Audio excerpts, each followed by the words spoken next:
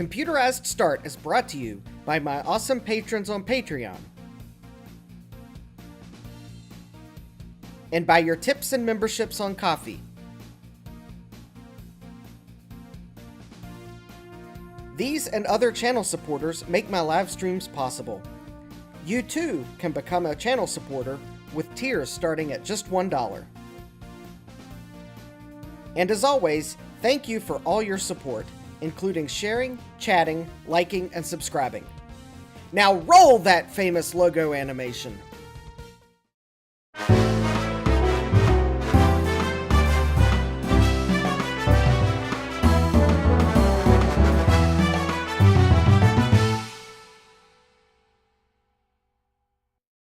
Good evening and welcome back to Computerized Start Live! I'm your host, Justin D. Morgan, and the stream has hardly started and I've realized that Mr. Dinosaur is deflated and that I've misplaced something. Might be a new world record. Oh wait, no. I think I've realized things before I even clicked start streaming, so nope, not a new world record. Anyways, we'll find it, or we'll find a substitute. One or the other. That is not going to stop me from streaming. Alright. There we go. Dinosaurs inflated. We have Thomas Armstrong and Sadmac356 in the chat. Hi, Thomas and Sadmac.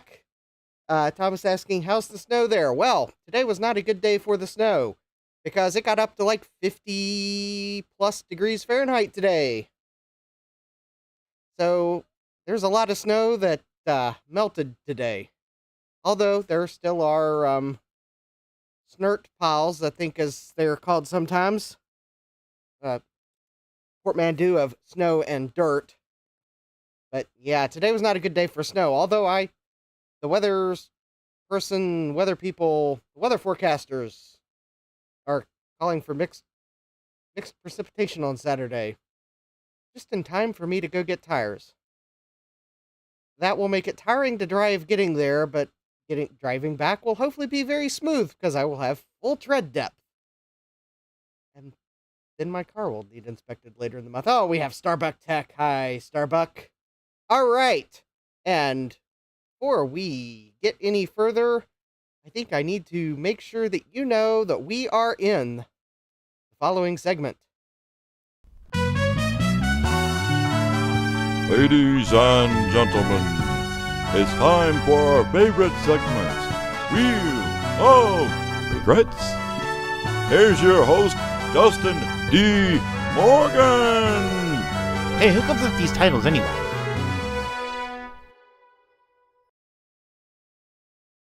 Yes, because I did promise a potential regret here.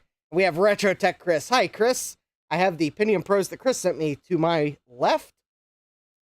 And oh, it's David Starbuck. All right. Hi, David. Yes. I've got the Pentium Pros Chris sent me to my right in the motherboard that I can't get to post. But we have this potential eBay regret here from all the way from Japan. So hi to all my eBay sellers in Japan. And a special hi to any viewers that might be in Japan, although given what I've seen on the YouTube statistics, you might be out there, but you're definitely not in the top 5 countries. So that's why I'm giving you a special hello tonight. Yes, I did get your email, the one I think that you replied back to last week. So yeah, you're good. Unless you sent me one tonight, and then no, I haven't gotten it yet. We have Jesse, I83D6SX. Hi, Jesse. Yes, we have Pentiums. All right. Without further ado, let's get this box open. The only thing I have done is remove the waybill. So I am opening this box right side up.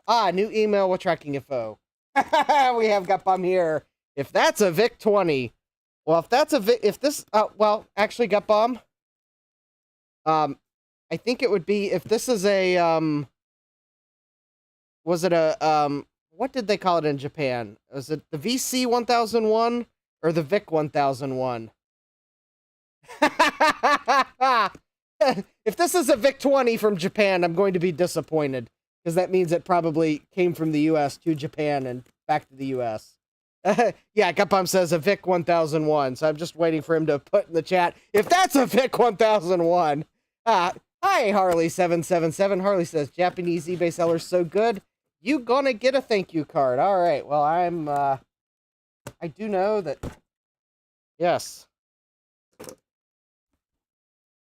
All right. David Starbucks says a Commodore Plus 4. All right, we've got... Oh, wow, this is like... Oh, there we go. So we've got some... Gutbomb says, I usually get candy and green tea with Japanese retro purchases, even the ones labeled as junk.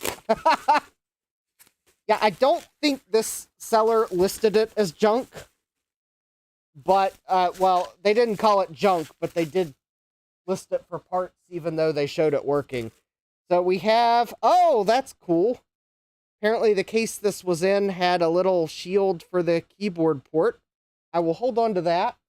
I don't have a case at the moment that needs that, but I have seen cases that need it. All right. There's the serial and parallel header cables. Missing the nuts, but that's okay. I've got plenty. And that's probably the PS2 mouse cable for this board. So, very nice that those are included. And, oh wow, I'm feeling a bit left out here, unless there's something else in here.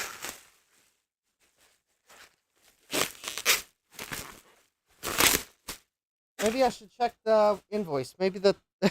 like, everyone's saying I've gotten candies and goodies and thank you notes and...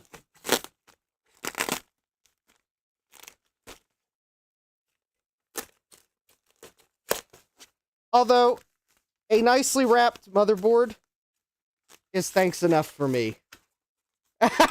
David Starbucks says, my car is Japanese, didn't get candy, lol. Yeah. Well, my car's Japanese too, and it didn't have any candy in it.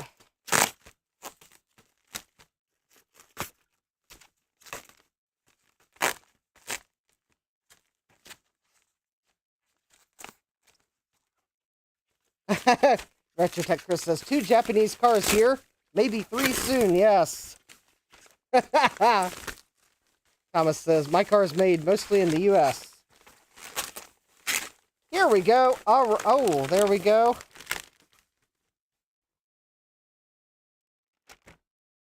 Very nicely packaged. It's in an anti-static bubble wrap, which is nice. The way it should be.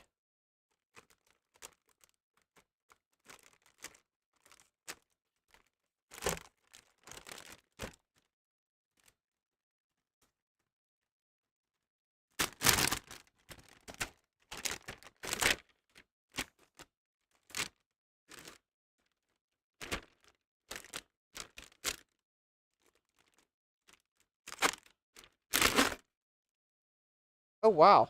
There we go. Wow. This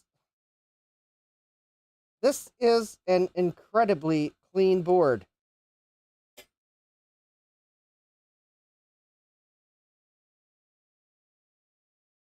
It's got some slight scratches on the bottom of it. I'm not too worried.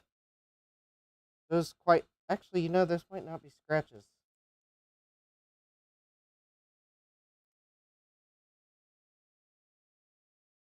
Yeah, it's a Pentium Pro board with a CPU.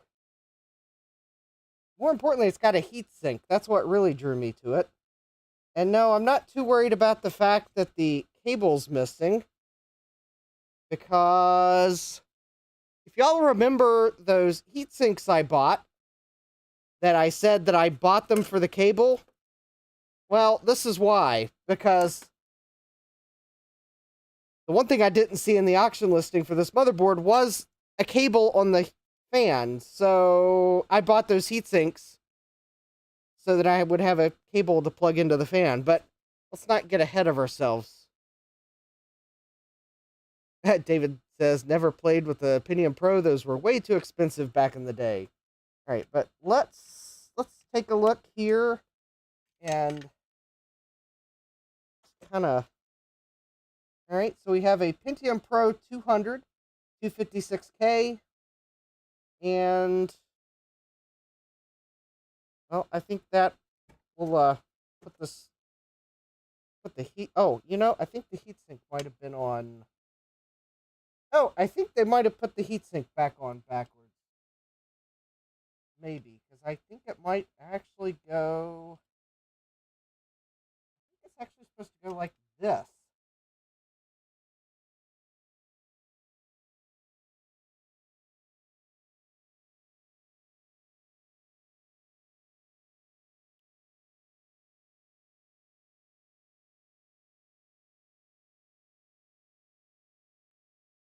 Wait, huh. Yeah, this is a really nice board. Actually, maybe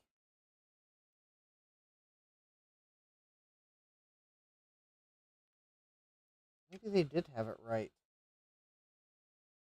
No, it does go this way, because there's the...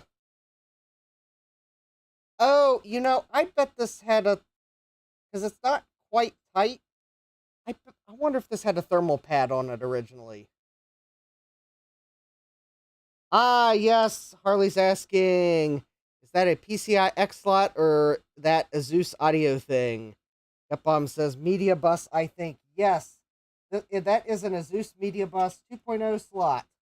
Which that reminds me, in order to test this board to its max, I need to go grab my Media Bus video card. But to start with, we will start with whatever I can manage to find on my bench.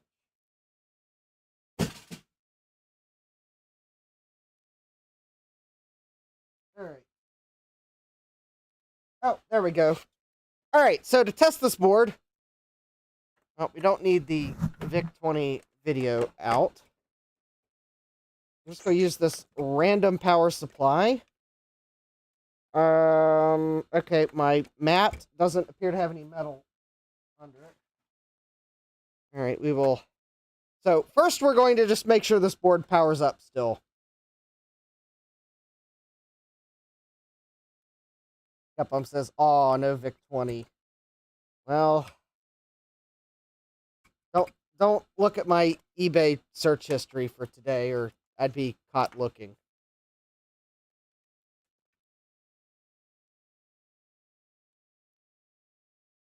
But I was only looking. I didn't buy. I was looking for something very specific. Gutbomb says, "Lol, why?"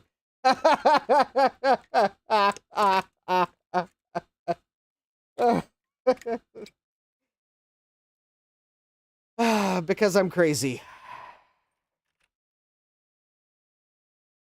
No, actually, I was looking for a motherboard, and that's my story, and I'm sticking to it.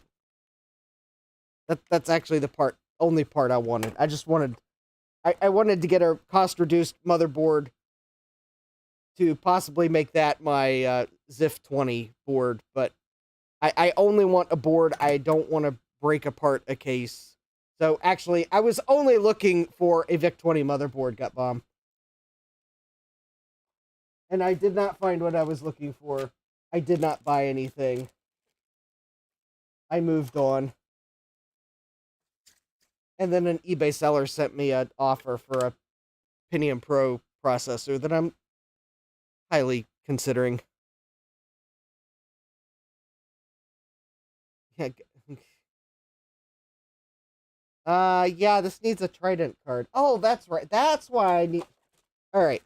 That's why I needed to raise this board up. I was like, there's no metal particles on my mat. But yes, I need a Trident card. All right. Usually I keep a Trident card on my bench. Apparently my Trident card is not on my bench. Oh, that's right. Because it's in one of my Emerson PCs at the moment. Ah, yes.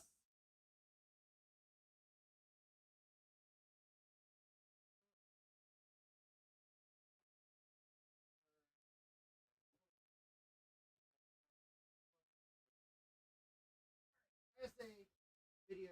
Oh, grab a PCI video card. I think I have a PCI Trident card.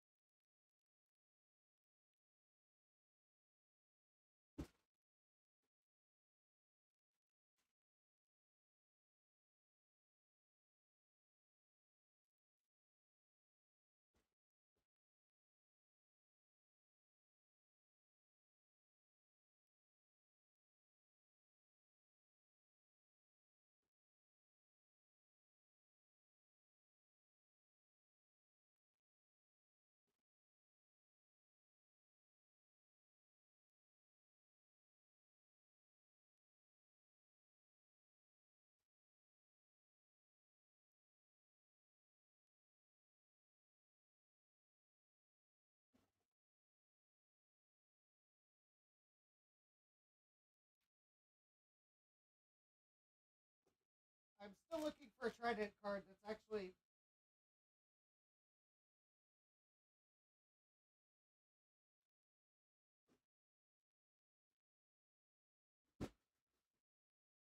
For...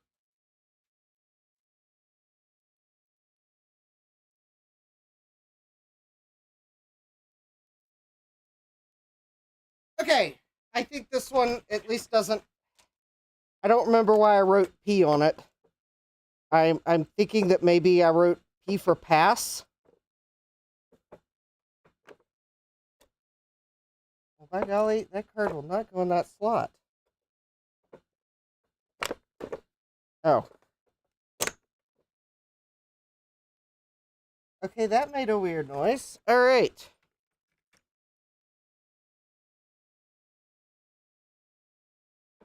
All right, 3. I don't have a heatsink fan cable yet. I gotta find where I put the boxes with those heatsinks in it. But for at least a quick post test, this should be fine. So 3, 2, 1. All right, we have power. We have the wrong input selected on the scaler. Hey, we've got post. All right. That's good. All right, so let me go. Yeah, fan's not running because the fan has no power cable. Let me go find the power cable.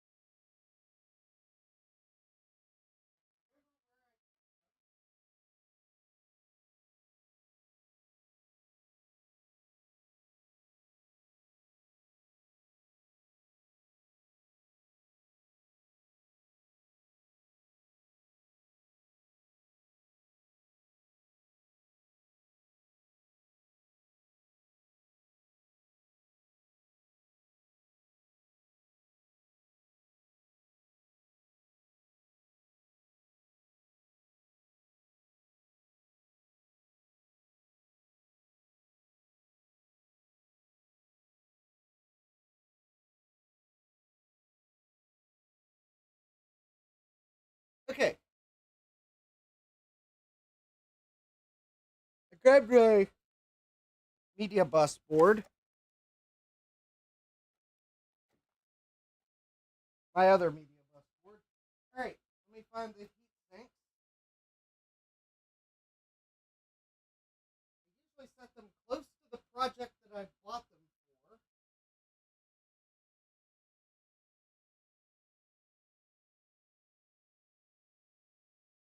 And apparently I failed to do that. So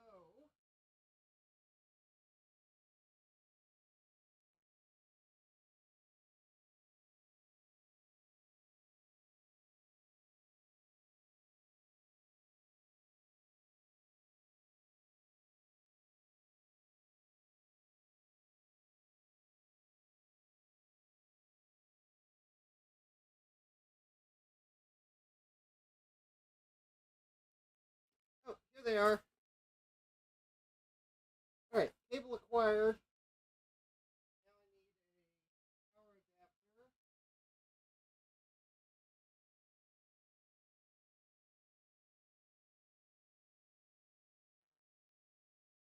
Oh, alright. Let me see here. Power adapter is going to be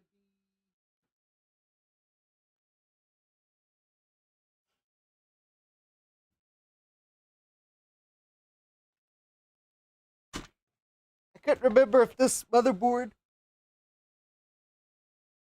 had a fan header on it or not. And actually, I do not see one. Oh, wait.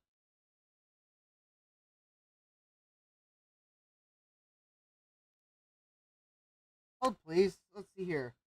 No, that is the IDE LED.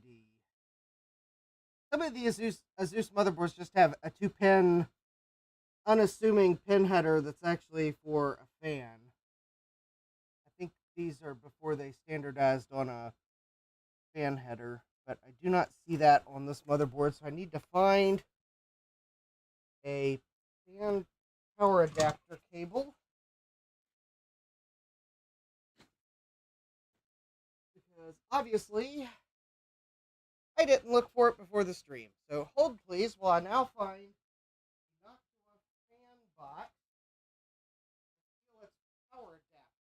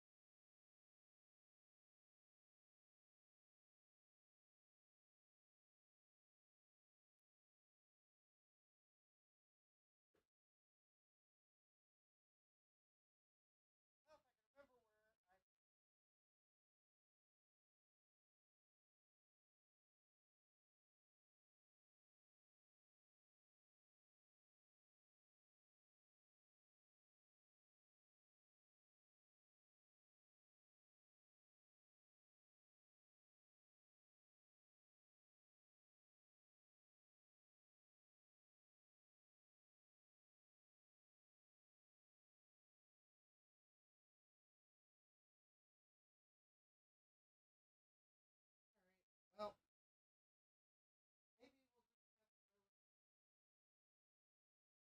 I can't find Noctua fan bot. I thought I had somewhere down here.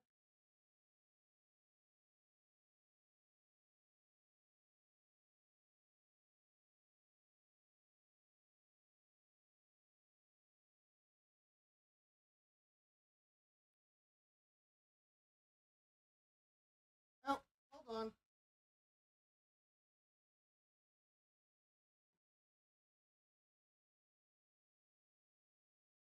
Right when I was about to give up,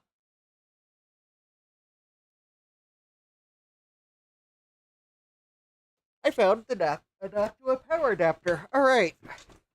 So what speed is the CPU? It's a 200 megahertz 256K cache processor on this board. So I'm going to have to do a little bit of modification to the power adapter.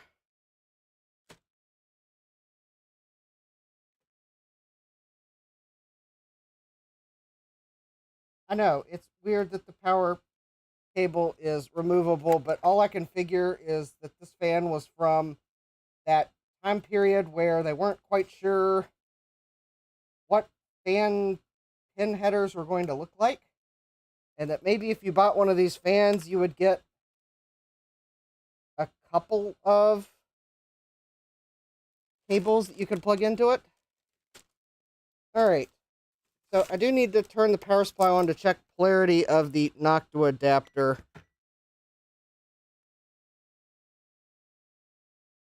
Alright, we'll do that real quick. I think usually pin 1 is ground and pin 2 is voltage. It does help to be in voltage mode before trying to measure voltage. Pin 1 is ground, pin 2 is 12 volts. That's right. It's a 12 volt fan. So I should be able to plug. There we go. Now we've got a fan. All right.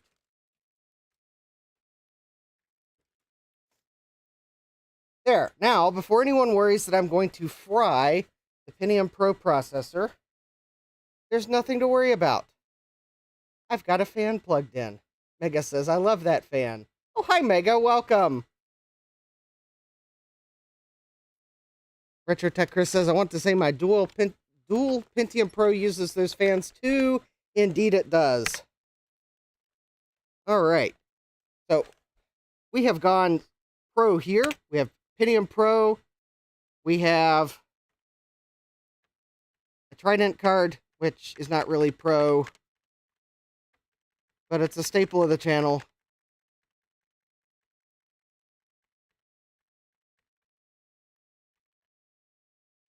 Let's see here. It should be like 21:33. Oh, here we are. I don't know why I'm setting the clock, because the CMOS battery is most certainly dead.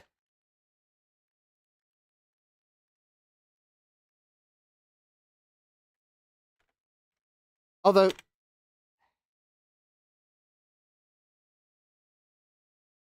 oh, hi, I love Scotch. I love Scotch says, I miss my dual Pentium Pros. RetroTech Chris says, my board had a soldered-on Dallas chip. Well, this board's got a soldered-on Dallas chip, too. We may just have to do something about that tonight. Because I have a module I can put in it. You know, I didn't connect any drives, so I don't know why I'm even bothering setting any of these.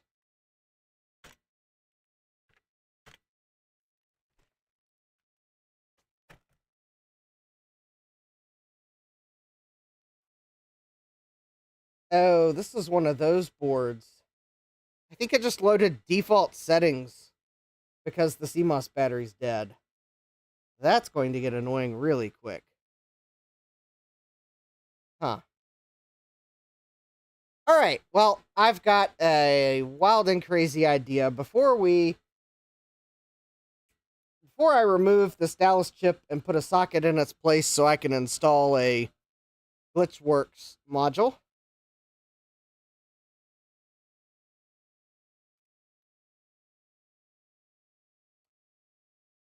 let's first see if I put the SCSI card in, because the BIOS supposedly has a built-in BIOS for this SCSI card.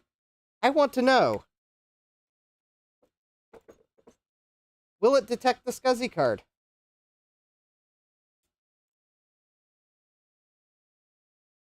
Because, alright, let's just do a function 1 to continue. And what do you know? Symbios Logic version 4 PCI SCSI BIOS. Looks like it might be doing something, maybe. Resetting adapter 0.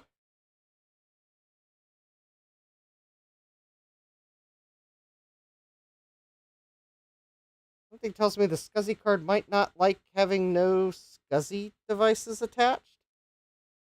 Yeah, it's the,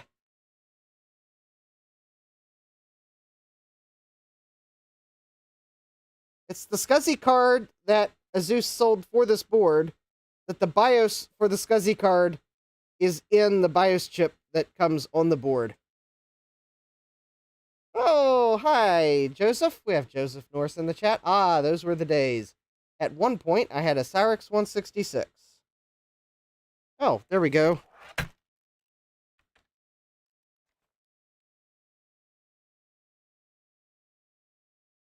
Um, I don't know if it's just me, but that does look like it says starting scam protocol.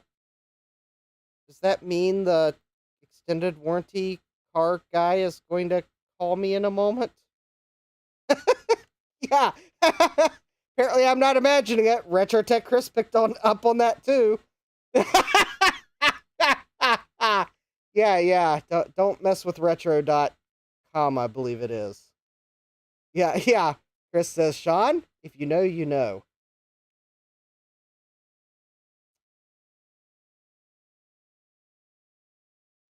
Joseph says, I even had a Pentium 200 and forgot to plug in the fan while overclocking it. Oops. Sad Max says, I have questions.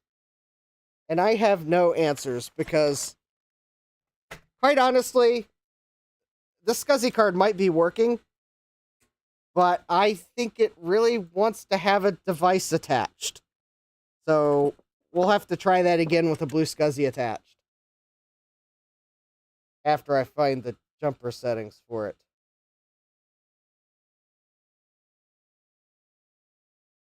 All right, we'll set this to the side for a moment.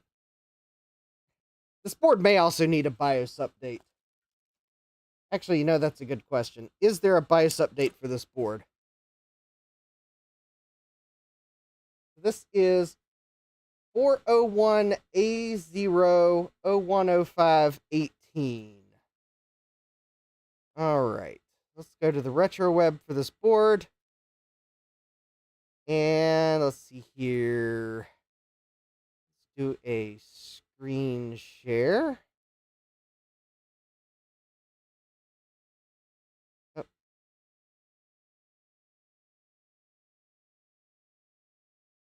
All right, let's see here. Oh, now that I am unsidetracked, we're going to do a screen share.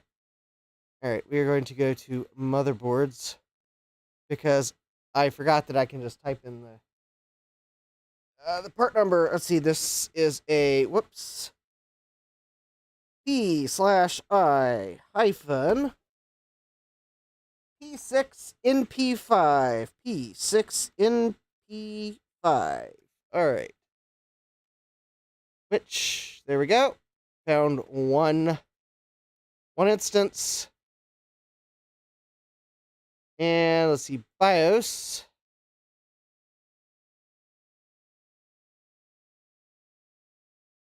Let's see here. We are running 0105.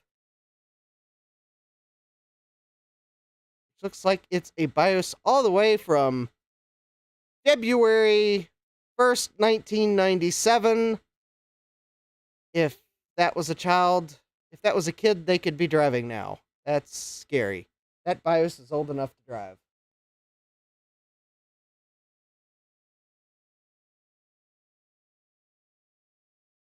How about let's download this BIOS version. And all right. We'll hold that in reserve.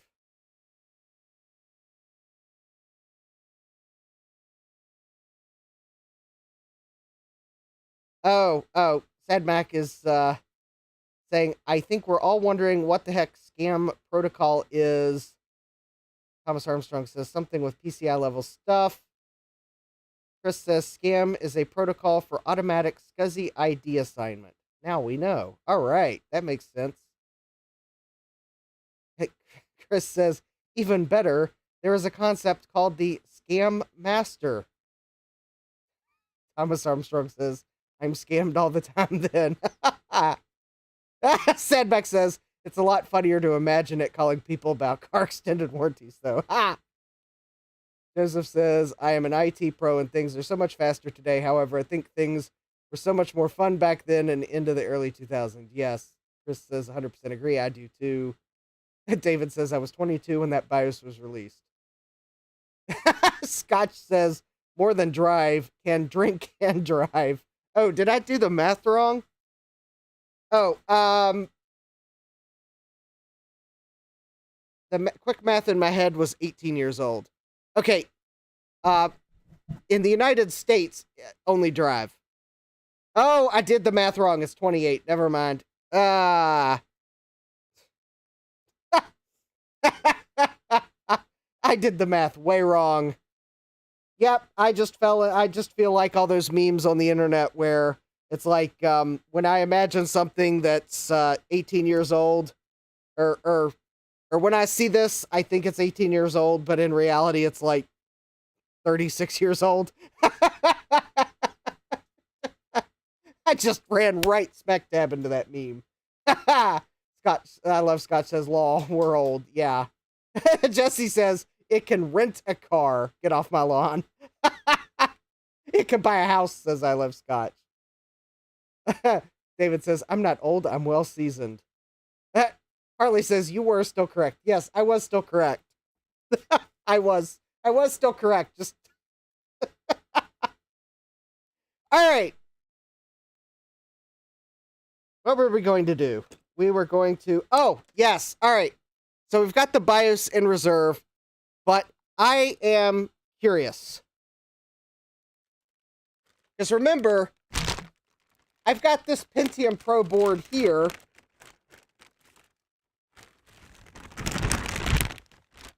That I have only been able to get at most like a couple postcodes down, but it usually doesn't even start to post. So one thing I wanted to do to rule out that something happened to one or both of these Pentium Pros, I am actually going to test them in this board. Because I want to rule out that the problem with this board is something that happened to those processors.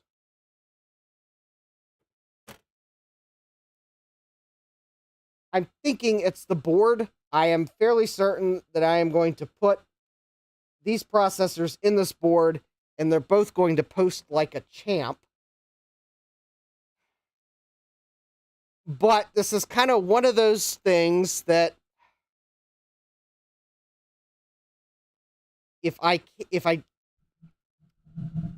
can't confirm that they are 100% working right now, it will make troubleshooting harder. Because it is entirely possible something happened to them. It wouldn't have necessarily been intentional. For all I know, for all I know, this board could have fried them. So, I mean, am I going to put this CPU in this other board? That's going to be a harder sell. Unless I accept that eBay seller's offer for another Pentium Pro processor that's better than this one.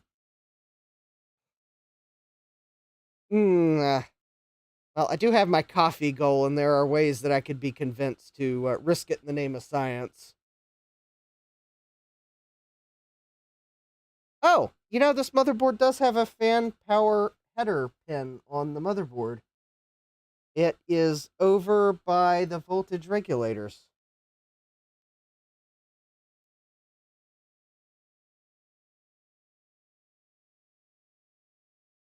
Oh, there it is. It's JP1. I'll have to look at the pinout. So actually, I might be able to plug this fan into the motherboard. I may need to make a little cable adapter with some jumper wires, but I think I might be able to plug it into the motherboard instead of having to use a funny power adapter. All right, but that's not why I opened the manual. I need to... So for Pentium Pros, and except for like the very early Pentium Pros, they can configure their voltage. So, but what I do need to do is change the bus speed, because this is a 66 megahertz bus speed. The Pentium Pros Chris sent me are 60 megahertz. So I do need to change the bus speed. But that should be it. That should be the only thing I have to do to test them in this board, is change the bus speed. Because they'll auto-configure their multipliers. I believe. And they auto-configure their voltage, I believe.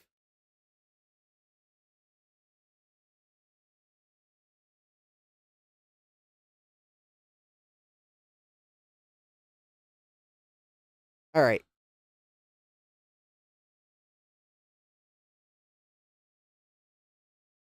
Okay, so the external bus frequency selection jumpers JP2 and JP3. Oh, wait a minute. Maybe I do have to set the jump multiplier on this board. Oh, maybe it's just the voltage it auto configures. Okay, I might have been wrong. I knew that Pentium Pro did configure something automatically. I, for some reason, thought multiplier was one of them, but yeah, I was wrong. Pentium Pro didn't have a locked multiplier.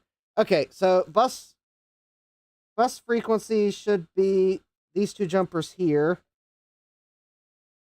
And actually, the interesting thing is to change it to 60, I just flip-flop the two jumpers. Of course, there's only 2 bus speeds that Pentium Pro ever shipped with. And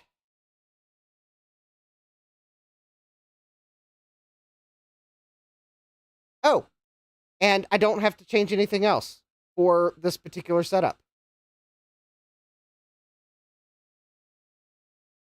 Yeah, David says don't put the known working one on the board of regret. Yeah. Mega says Pentium Pros. Yes. Oh, actually, Joseph, that's not a Visa Local Bus slot. That is, that's a Zeus Media Bus.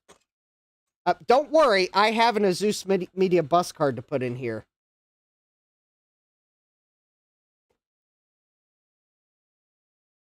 Basically, I think this is an ISA slot, more or less.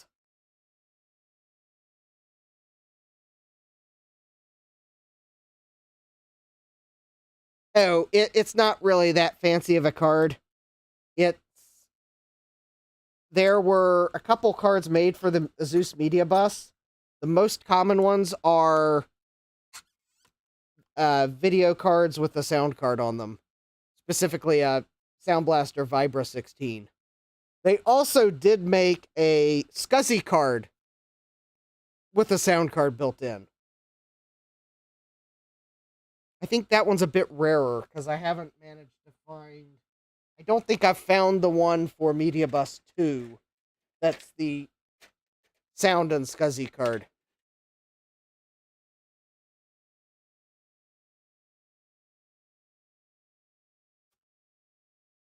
Alright, so I am removing the Pentium Pro in socket 1 from the board of regret.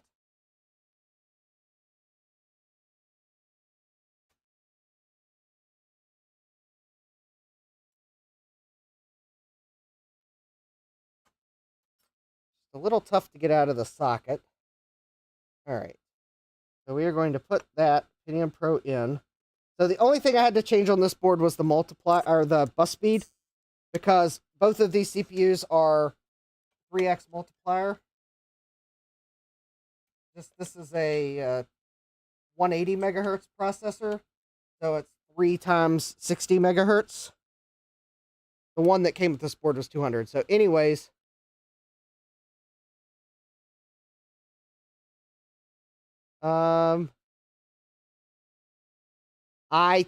I don't know why. I kind of think maybe, I don't know why they made them. Probably some way to lock you into the Azus ecosystem more in all reality. Possibly a way to sell OEMs on something that they could get cheaper for the combo than separate. And, well, here we go. That Pentium Pro processor is acting like a pro. Chris says these 180 megahertz CPUs spent most of their life overclocked to 200 megahertz. David Starbucks says, why? Profits. Yes. Alright, I should really plug a hard drive into this Pentium Pro system. So, let's turn that off. Let's grab a IDE cable.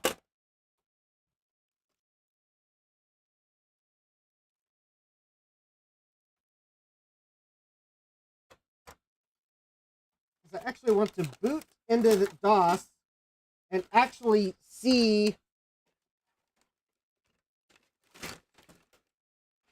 something actually run on that processor. Although, in all reality, I think since it posted and it wasn't posting on the board of regret, I think that tells me all I need to know is, in all likelihood, the processor's fine.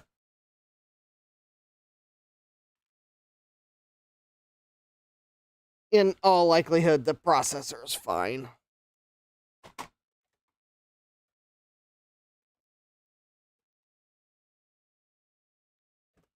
Because it wasn't even posting on the board of regrets. Alright, so let's plug that in there.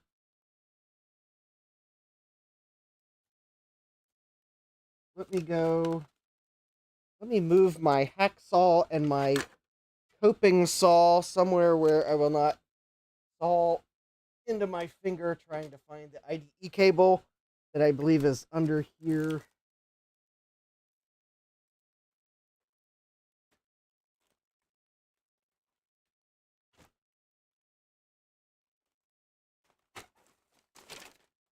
Ah, yes. Nice. Ginormous IDE cable. Has a key pin, but that's fine because I think this board was actually designed for Ultra ATA, so it has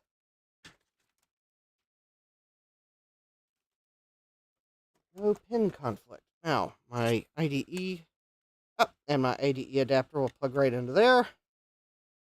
Alright, hold please, we'll get this powered up.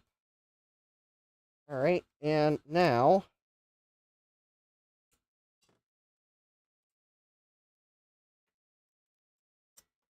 alright.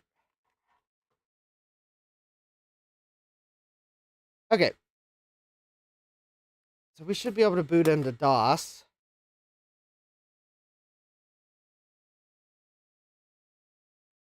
I Love Scotch says, my Pentium Pros didn't do well overclock-wise. Unstable over time. Yeah, it can be hit or miss. Some CPUs win the Silicon Lottery and some don't. It's also possible that for the 180 megahertz processors, that they may have actually been 200s marked as 180s, because it's possible that, say, because I think the processors Chris sent me possibly came out of compact systems. Seems to be a common place where they come out of, and, well, if you know Chris, you'll know why I immediately assumed compact. But anyways, if Intel was making Pentium Pros and Compaq put in a really big order for 180 megahertz processors, they might actually mark some 200s as 180s in an effort to fill the order, because they could do their bean counting and realize that they'd rather, like, we got a request for Doom, that they'd rather just go ahead and take the money for selling them rather than try to sell them as 200s. Chris is laughing, says, those were from a $15 Pentium Pro system that I bought at VCF East.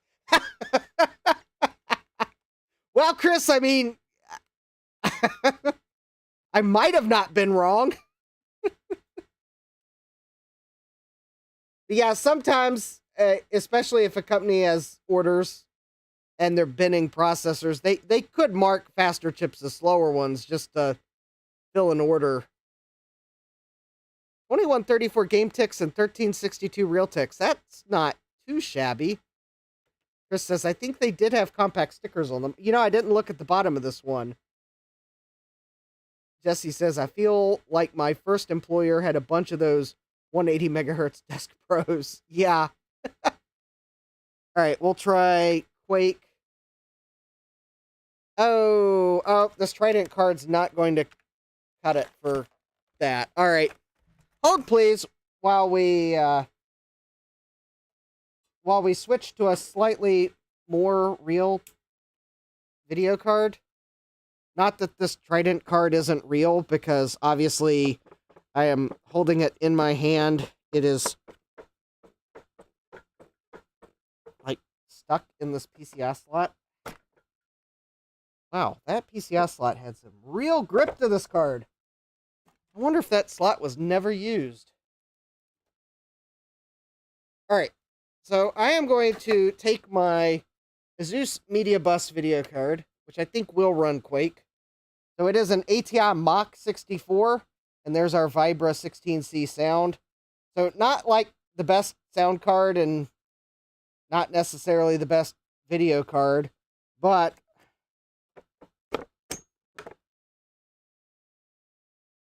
there we go. Now I've got both in one slot.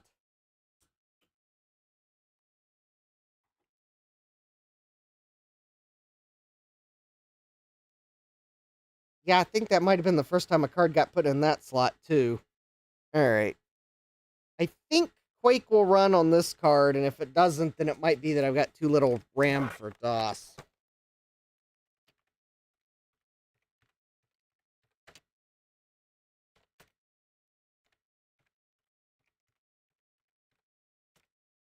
All right, so let's rerun Doom.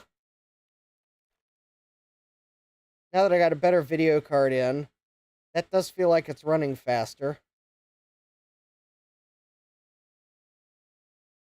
I'm not expecting a huge difference because I think the Pentium Pros suffered with 16-bit code.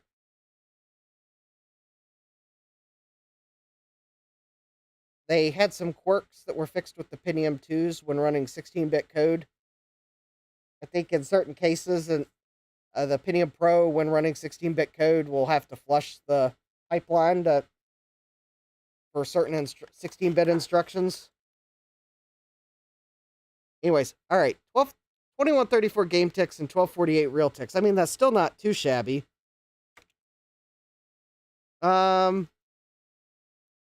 Joseph says, 12 megabyte Monster 3D 2 was my very first 3D accelerator. Vega says, a bit dark on the stream. Yeah, unfortunately. Oh, that's weird. Oh, wait a minute. I think I saw that error. I think it was RAM related.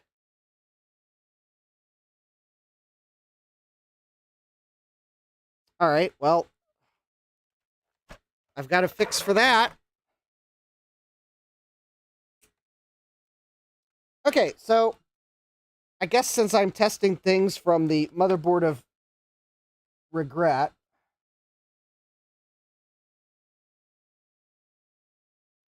all right, so I'll take these two 4 megabyte modules out. Oh, interesting. They are NEC modules made in Japan. Probably should not be surprised. And it does look like they have Fujitsu chips on them, so I should also not be surprised. So, yes. Okay, and I am going to yoink some RAM off of the motherboard of regret.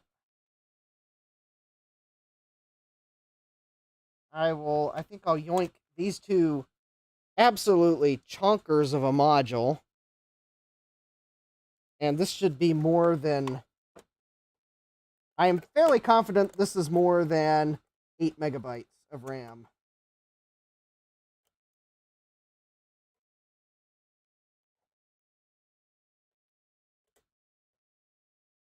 I don't know how much it is, but I'm pretty sure it's more than 8 megabytes. I mean, if it is only 8 megabytes, I'm going to be disappointed in the inefficiency of the modules.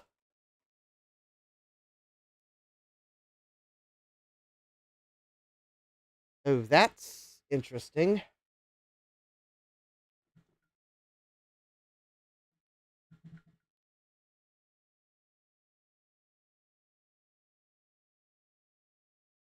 Well,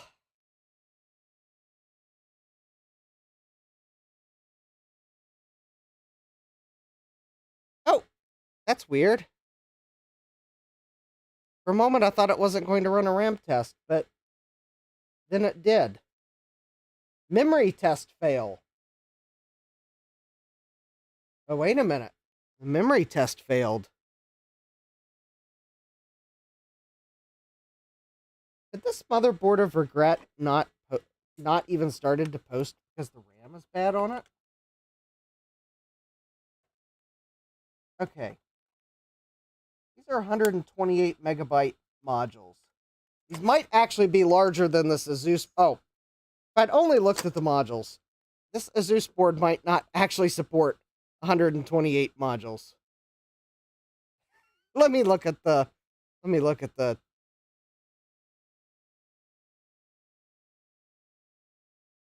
system specs. All right. Built-in cache. Oh. Okay. This Asus board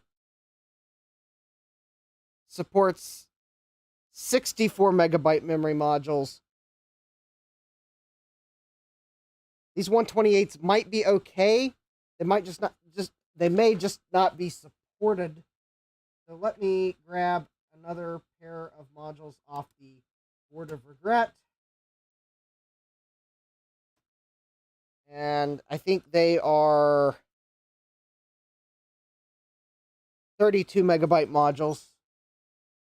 So hopefully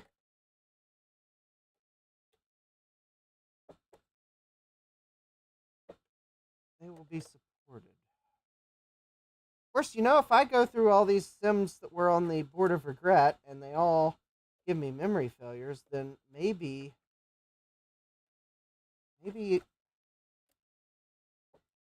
uh-oh.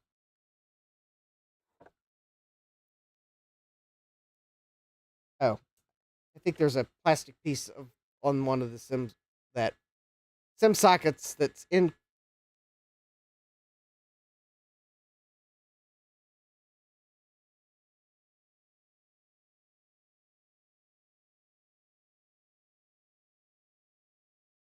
Okay.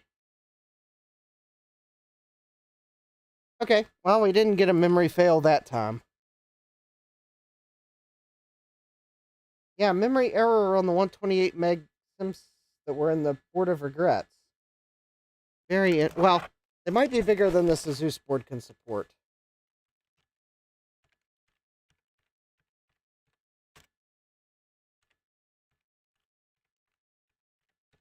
Because the Asus board is the 440. Oh, wait. No, it is the same chipset. Never mind.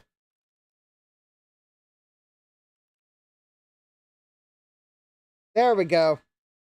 That's why Quake wouldn't run. That's better. Now we've got the RAM.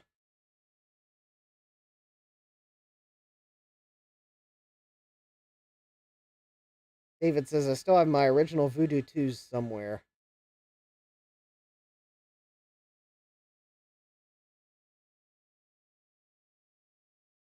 Mega says, oh, you're still running the old DOS bench. There's a new version that has an FPS calculator for Doom. Well, I'll have to go get it. I Love Scotch says, picked up recently dual PCI SLI Diamond Multimedia Voodoo 2 cards at local PC Recycle. Neat.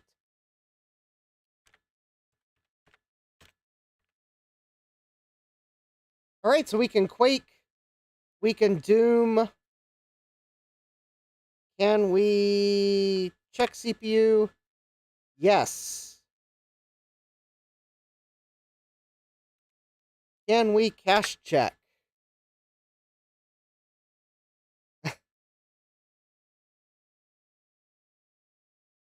Can I Windows 95? Can I raise the brightness?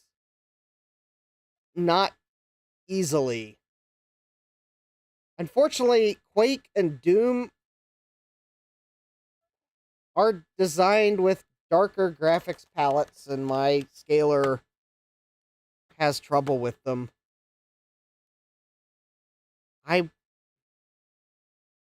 It is not easy to raise the brightness on my scaler. I guess says this VGA card is much darker than the Trident.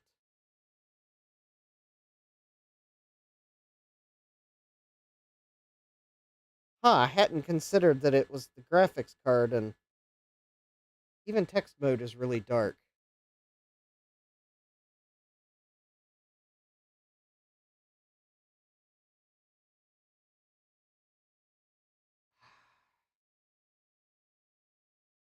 You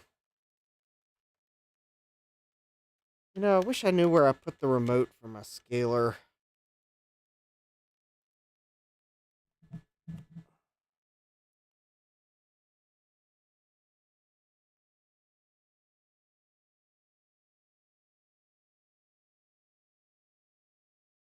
Alright.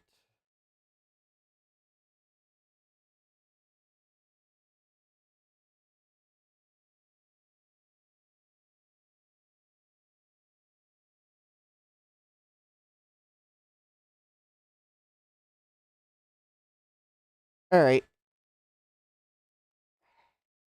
I don't want to set it up too high because then I'll forget and something else will look awful.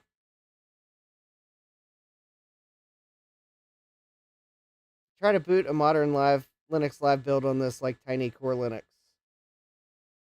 Someday. It'd be a bit brighter but much better.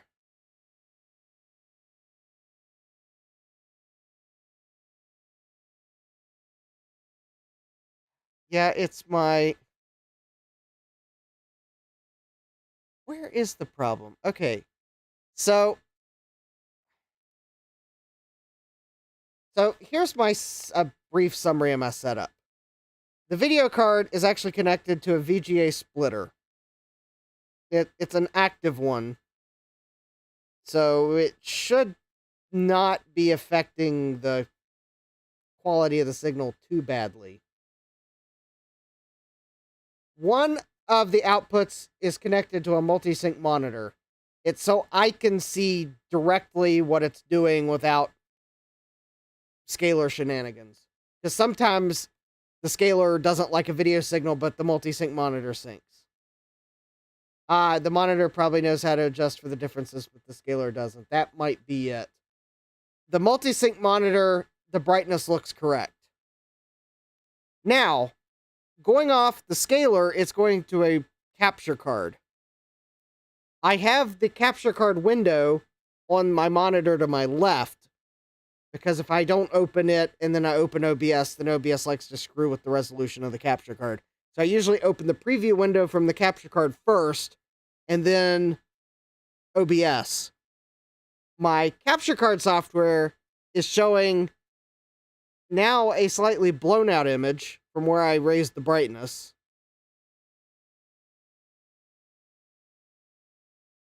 OBS is not. So, does that mean I have some funky...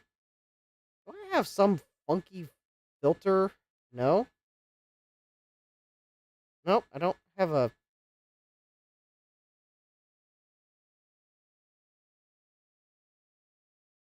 I'm looking in OBS to make sure I don't have a filter set on the input. It actually kind of seems like OBS might be the one that's having trouble.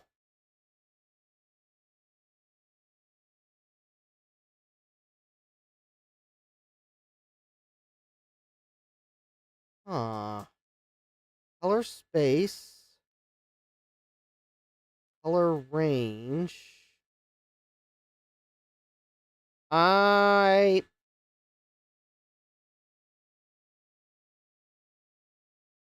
Okay, I might need to come mess with the OBS settings. But I'm not going to do that while I'm live. Because I'm wondering if OBS is applying the wrong color space to the capture card input. Which would probably be why it might be looking too dark. I'll put that on my to-do list for this weekend. Thomas Armstrong says, my internet is buffering. I think this might actually be a case of where OBS is applying the wrong color space to the signal and it's affecting it badly. So I'll add that to my to-do list.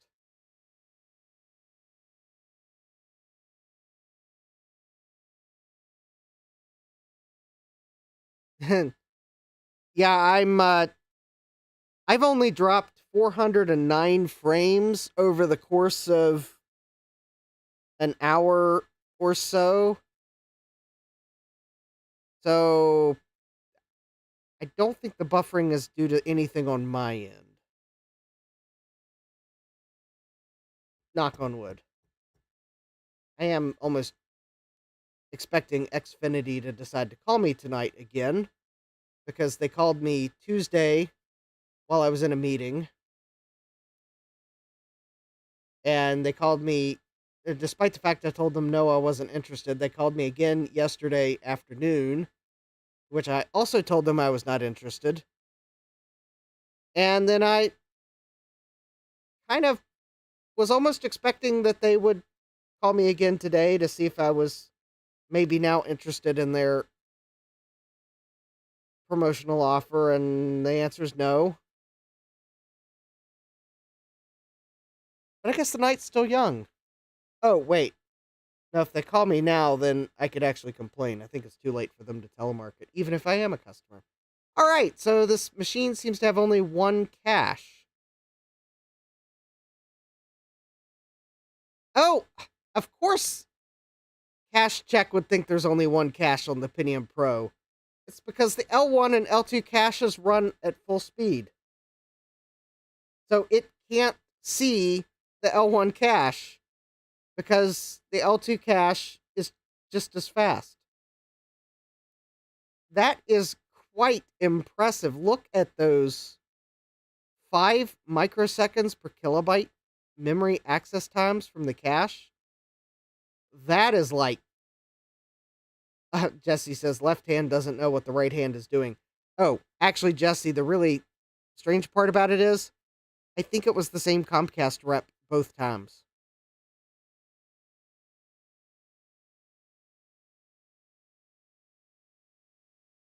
And the thought had crossed my mind that they're trying an AI-based telemarketing team, to which I will be double checking my next bill very carefully just in case that they really are doing something that weird and it didn't call me back because it thinks I asked for like everything they offer.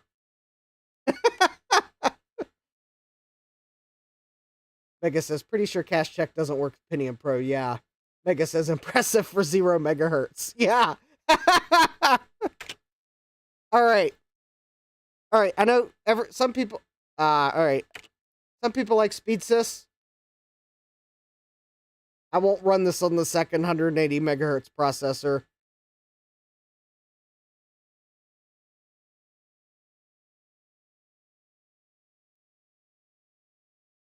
That does look about right for a P6 180. Just a hair under the P6 200. Okay. Oh, well, look at that.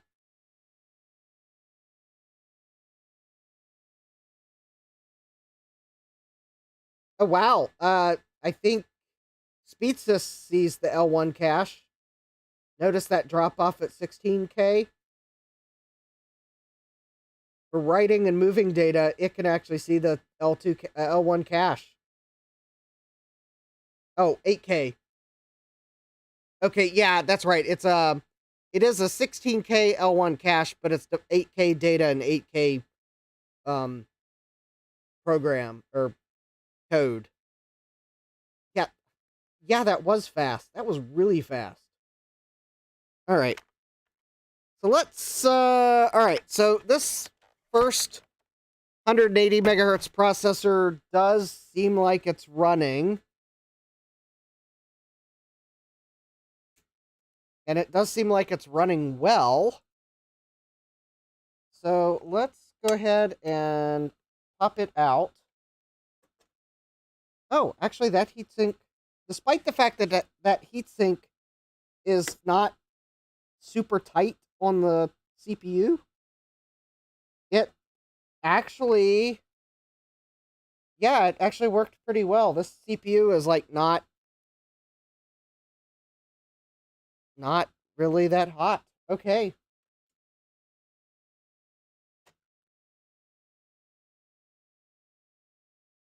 All right. So I will go ahead and put this CPU back in the board of regrets.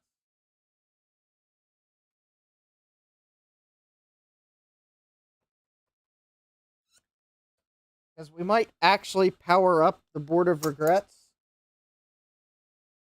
now that without the sims that I can't test.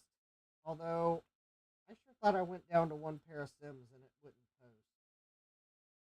So I still think the board of regrets has something wrong with it.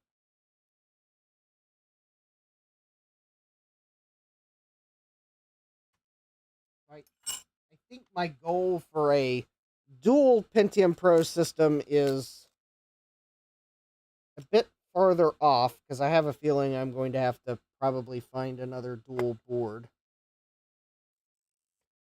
But at least in the meantime, it looks like I might get a single Pentium Pro up and running.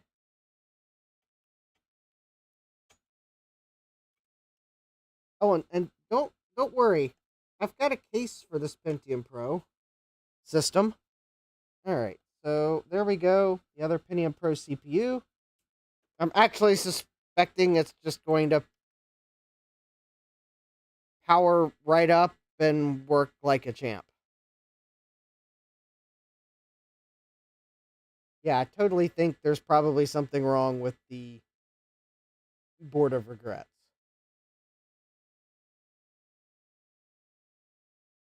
Because there we go.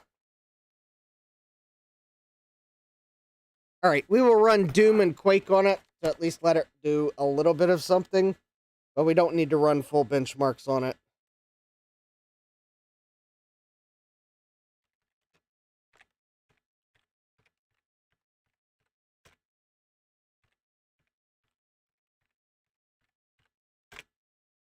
All right, we will run Doom.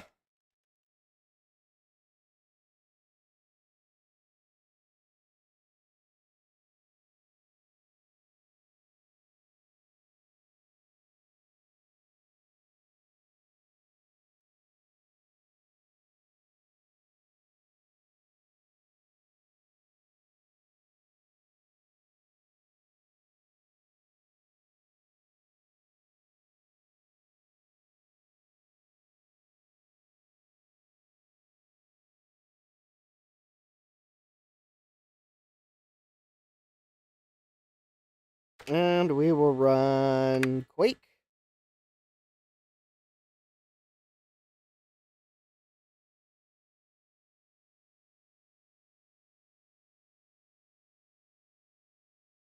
All right, I think that is a bit brighter. So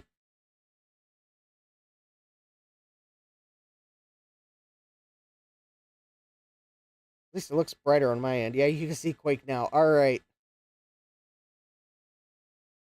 Okay, so I think this pretty much shows that the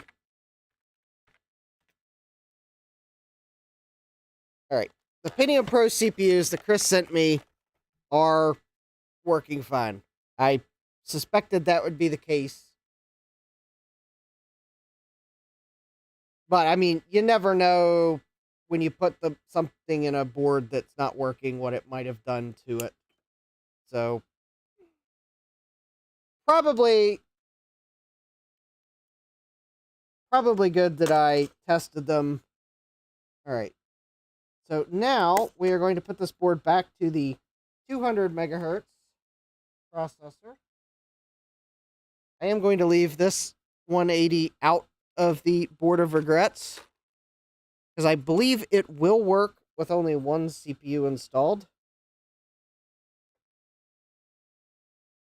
And I think there is something wrong with components under the second CPU socket. I don't think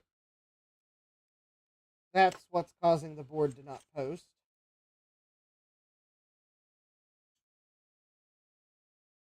The board of regrets to not post it is, but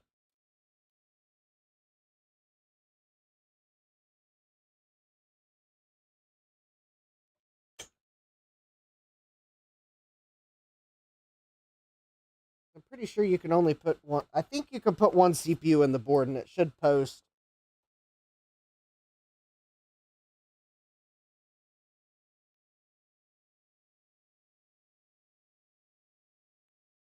All right, let me set this board back to.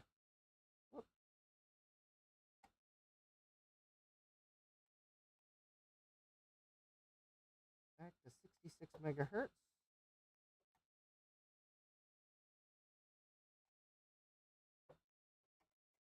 All right, and all right now.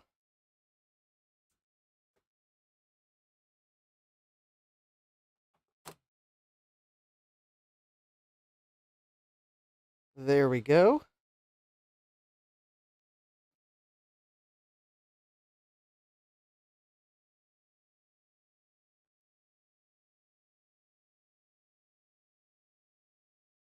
All right, let's see here. Oop, F1 that. Looking for my thumb drive for my GoTech.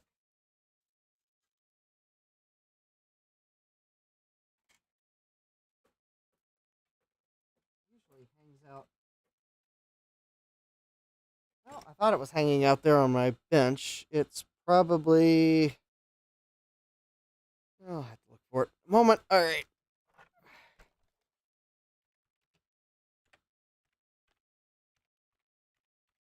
I was going to put the BIOS update on a boot floppy and go ahead and update the BIOS after checking this processor out with Doom.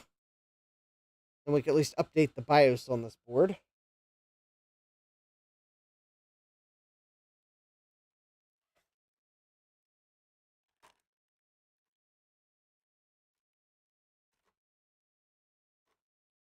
Sometimes I'll pull the BIOS chip and just program it with a programmer, but I thought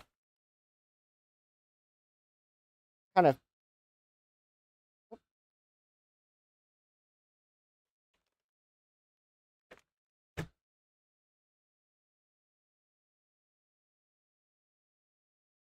bump the power cable going to the fan. There we go.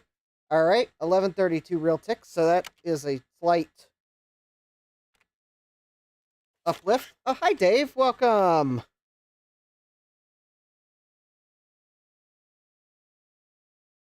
We are running the motherboard that I recently bought on eBay. It is not a regret.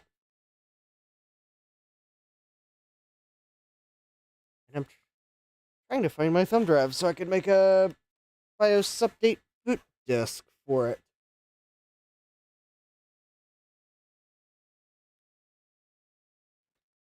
Because I'm wondering if that will make the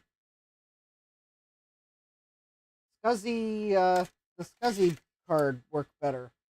And its scam protocol. Like the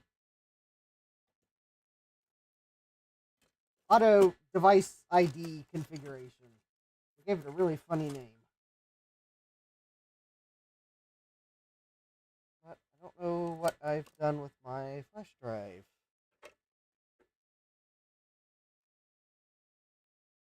Okay, 40 frames per... Oh, actually, that's pretty nice. 40 frames per second.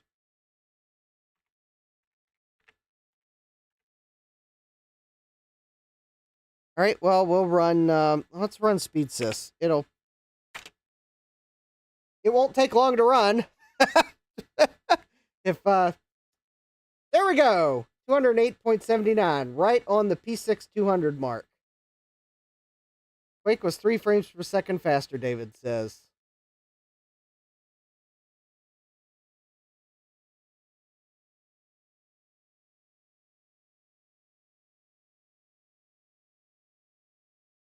I Love Scotch says, I've set BIOS to shadow BIOS RAM, boot up, and live swap in another bad BIOS chip and reflash.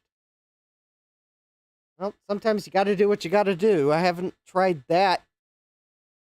But there's always a first time for everything.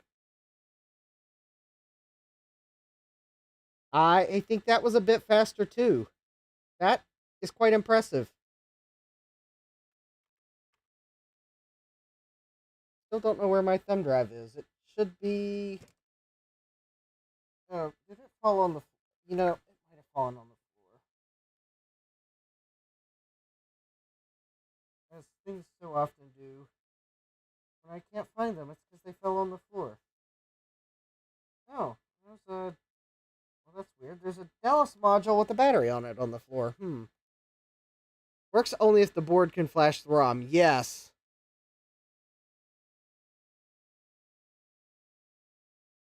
Oh, yeah, I sometimes will pull the BIOS chip off boards if they're socketed, and I'll put them in a programmer. My T48 can program a lot of flash ROMs. So I'll see what the flash chip is, and I'll put it in my T48, and I'll program it that way. Because usually the BIOS that's dumped on the retro web is usually the whole BIOS image. Even the BIOS update files. It's usually... Now, there are probably some BIOS updates it won't work on, but a lot of them from this era, the file that the manufacturer would give you was basically the ROM image. The whole ROM image. The Flash utility might skip parts of it for flashing because there are parts of it that wouldn't change from build to build, so it sometimes will skip parts. But usually in this era, just writing that update file to the flash chip usually works.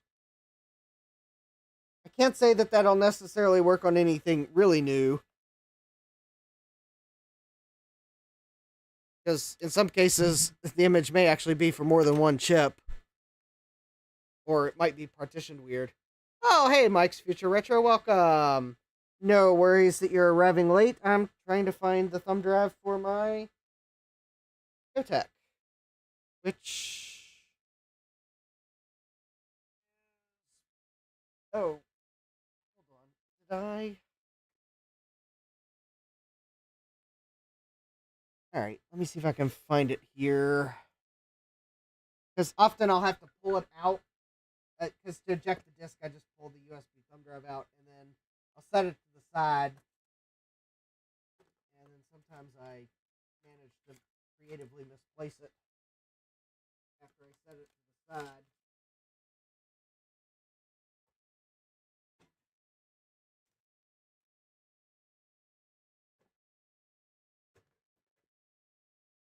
Oh, no, I should... Alright, set this here somewhere where I'll remember to take it upstairs and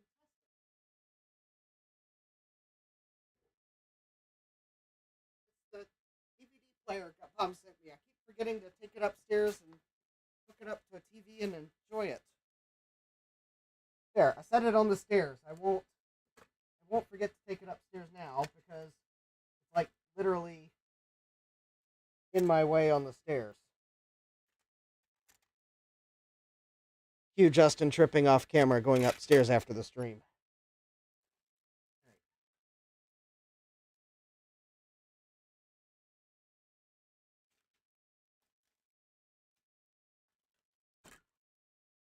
Don't worry, I did not actually set it in the middle of the stairs. That would be silly. It's to the side of the stairs.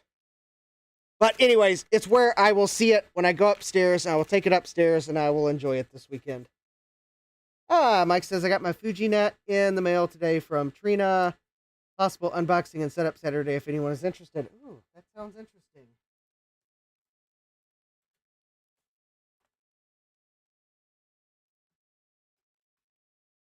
Alright, I am still trying to find my thumb drive. I have creatively misplaced it.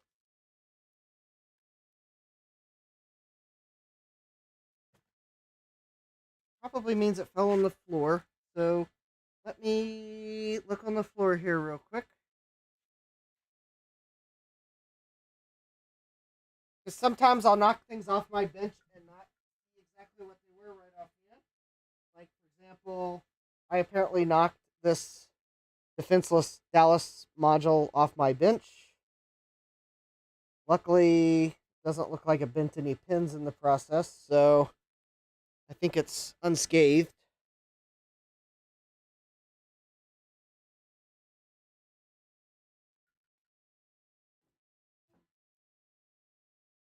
Huh.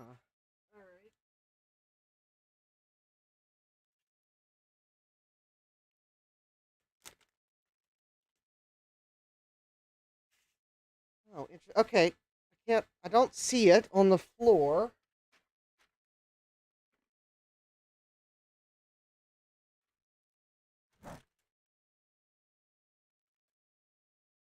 Probably means, oh, did I maybe do something so silly of like just stick it in a drawer so that I wouldn't misplace it?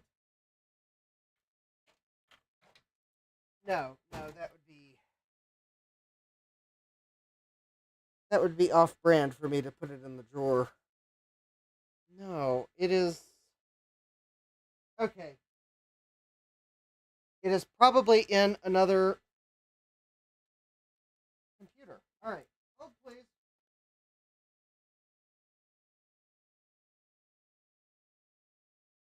I really should probably bring a second thumb drive down so I have a spare, but inevitably I'll misplace it.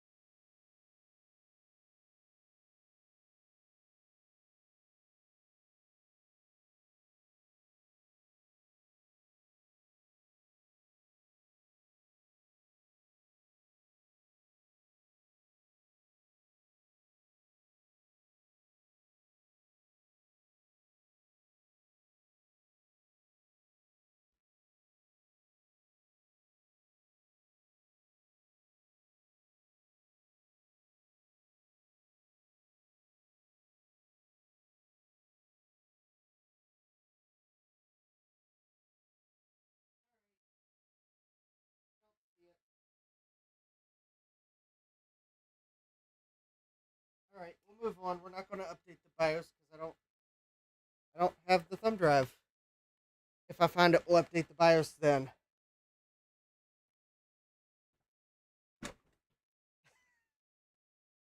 All right.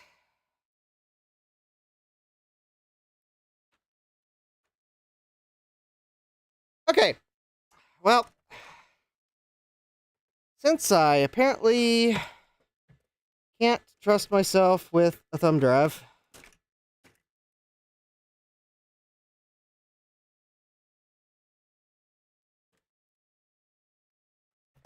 we'll all right, we will go on to the next item. And that is if I take these two RAM modules out of this board. So these came off the board of regrets, but I know they work. So if we take these two modules,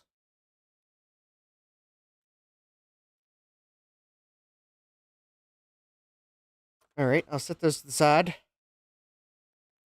And I'm even going to we'll take the fan.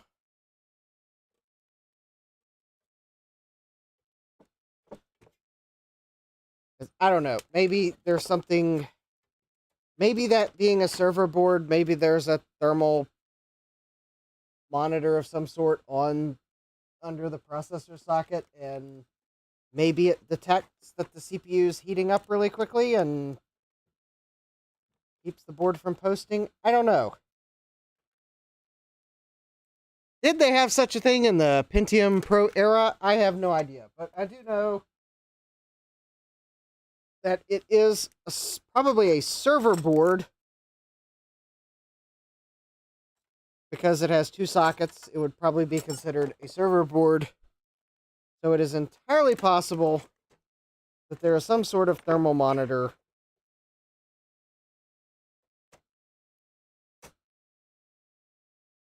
but I'm thinking whatever problem with this board may be more basic than that. Anyways, I'm going to pull all the RAM off the board.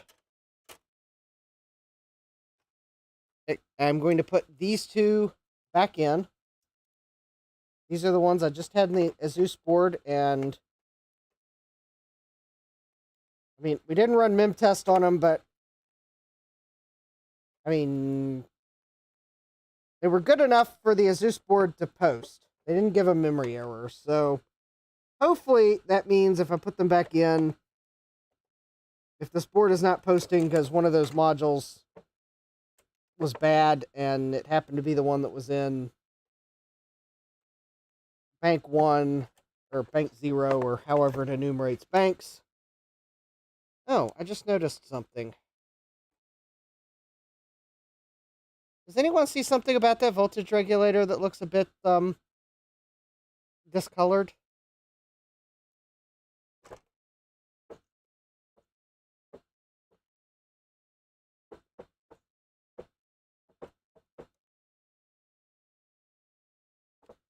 Huh, I wonder.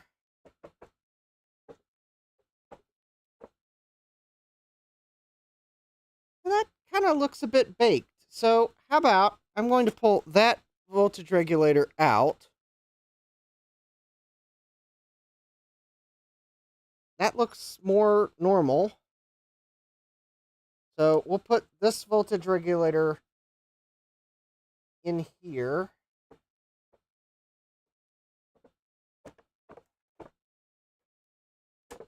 Maybe the problem was excess ripple? I don't know. Anyways, okay, we'll put the heatsink on this processor. That way I don't have to worry about the people in the comments worrying about the CPU for 30 seconds. Which I would point out to them, and they probably wouldn't listen, that this is not an Athlon XP processor. And it takes more than a fraction of a second for it to let the magic smoke out.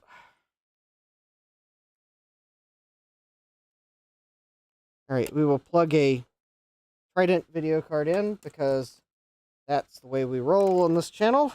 Apparently, I will put a postcard in because that's the only way I'll know if it's doing anything, possibly. Alright, and alright, we've got ATX power, we've got 1 CPU, we've got a voltage regulator.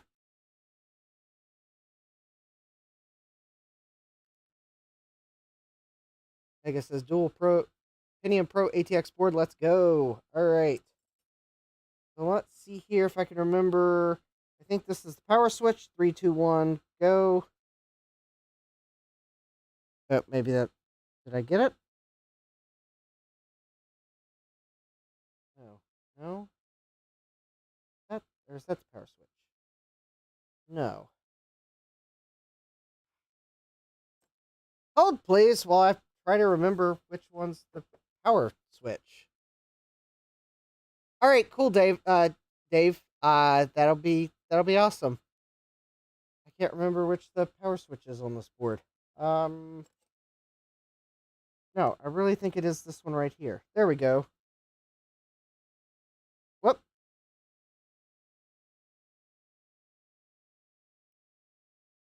All right, and we have on the postcard reader dashes.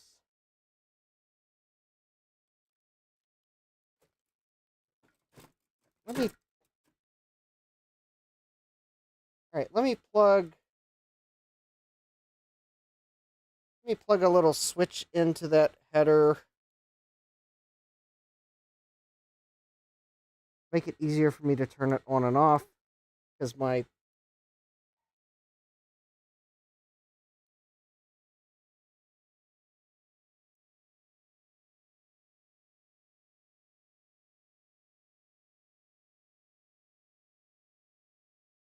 Nothing. All right, good night, David. There is nothing on this.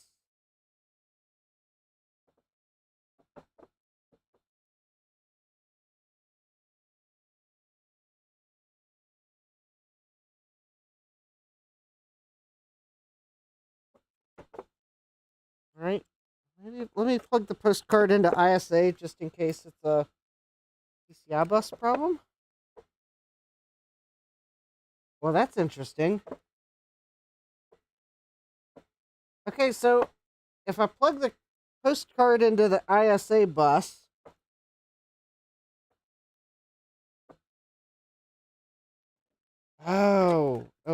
okay, this might be a bad sign for this board. So if I plug the postcard into the PCI bus, I get nothing. But if I plug the postcard into the ISA bus, oh, now it's going to give me nothing because I started talking nice about it. I actually got it to give me a code.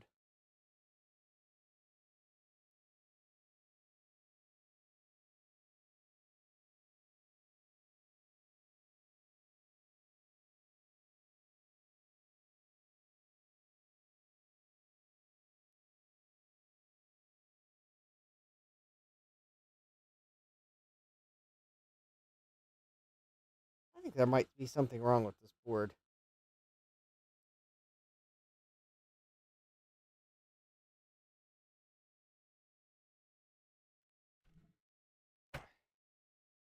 All right, let's pull the thermal camera out. I want to see if anything's getting overly hot. There we go. Thermal camera's out.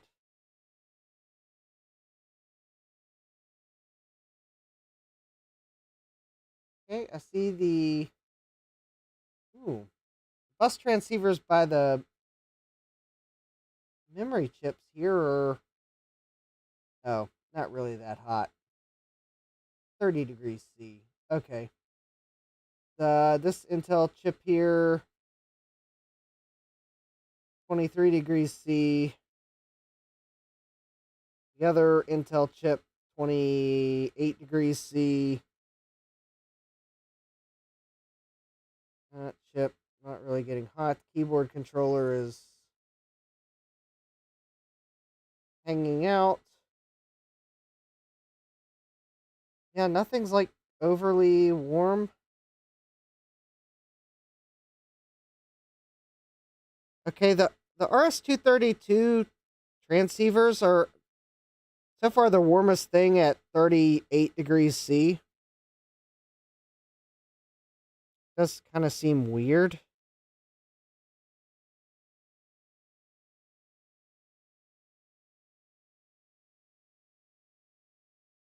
The Trident card's almost that warm.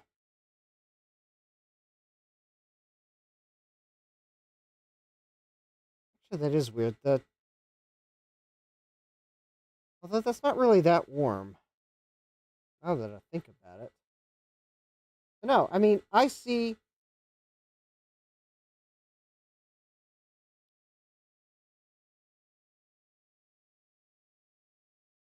So nothing's overly warm.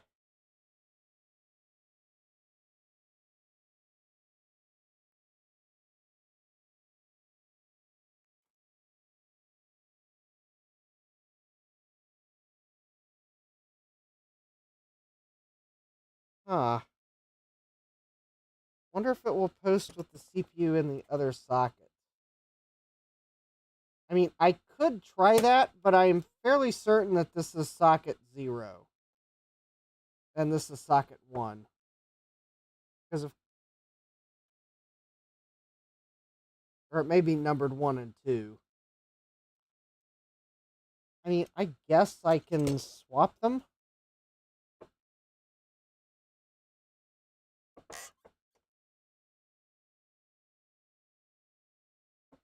Like I says, I can't find that board on the RetroWeb. I think it is there. It is the TN S1668.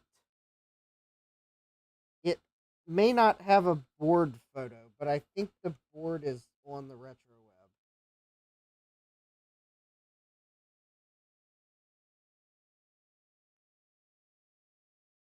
So I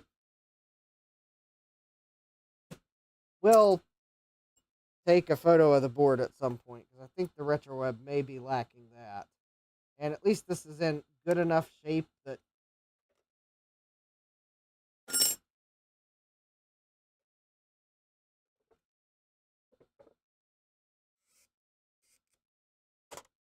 I can.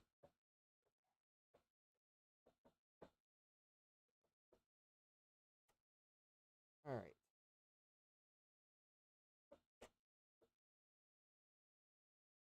Okay. So I've swapped it. We'll see if it'll post that way. I guess for the so I guess for the people, the benefit of the people that type things in the comment section, I'll put the fan on it. And well, dashes on the postcard reader.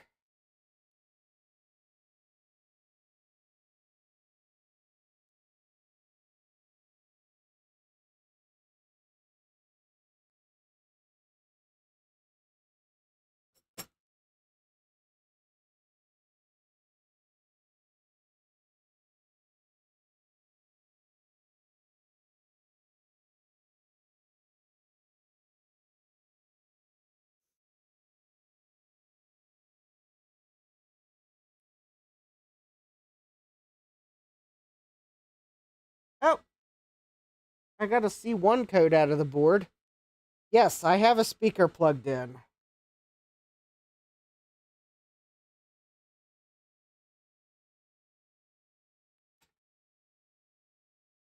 I got the board to spit out a C1 code before it went to 0.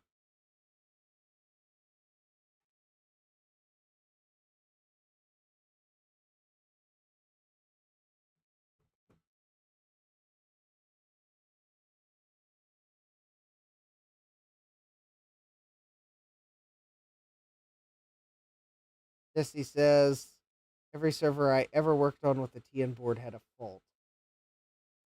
You know, I have to admit, when I saw this board show up on eBay, even though I was looking for a dual Pentium Pro motherboard and something told me not to buy it, and I bought it anyways because these don't show up that often for what I considered a reasonable price. And well, maybe I should have listened to myself. Let someone else have the potential regret. Yeah, sure enough.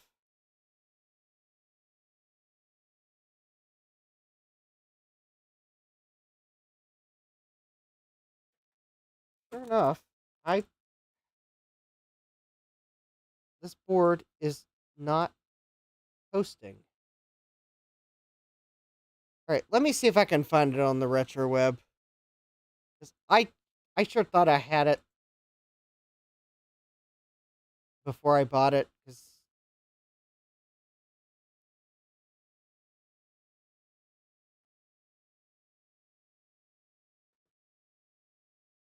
oh, it does help to type the right numbers into the search box.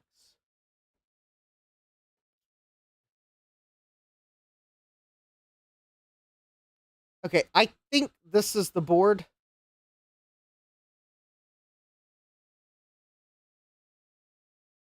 C1 may be a memory error, says Mega.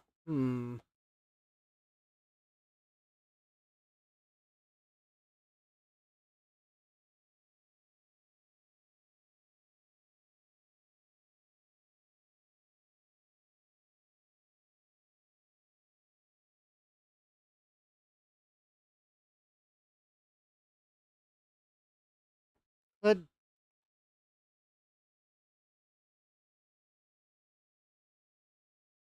well, I've got the memory in bank 0.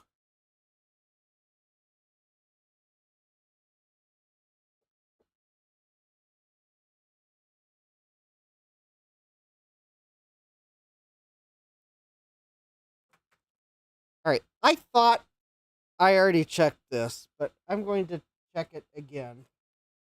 I thought I checked the BIOS chip.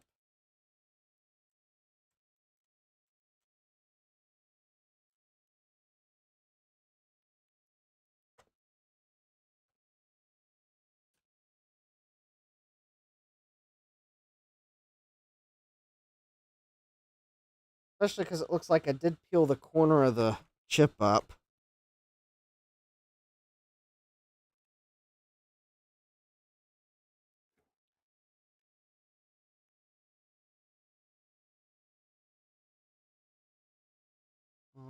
Well.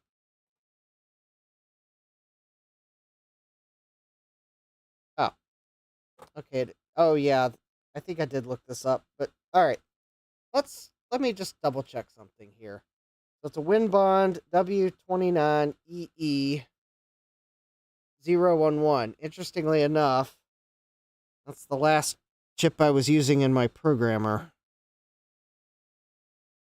That was probably a pretty good sign that I've already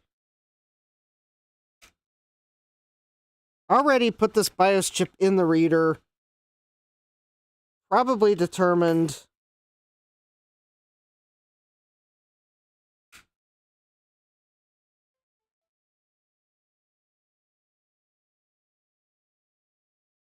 interesting.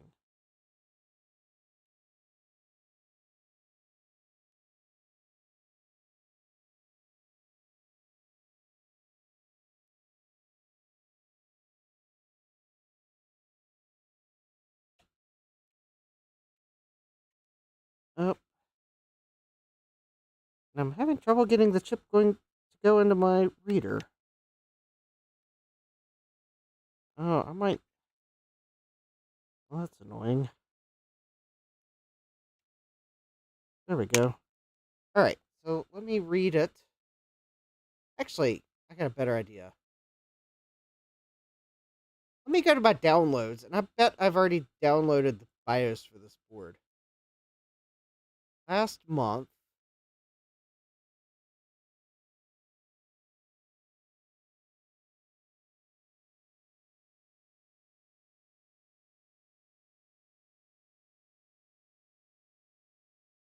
Oh, yeah. Let me guess. It's that one right there.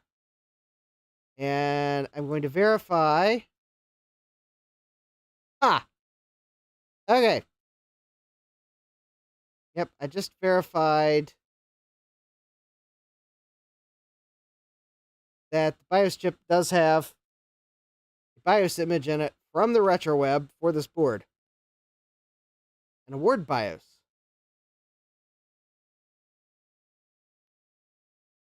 There is an AMI BIOS for this board. All right.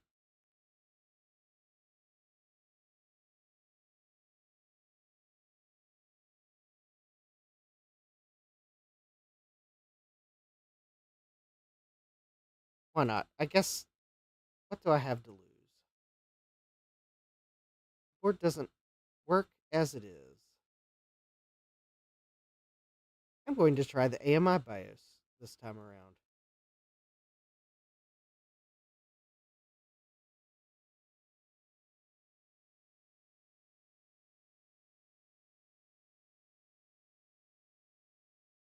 All right, there we go. I now have the AMI BIOS for this board programmed into the flash chip.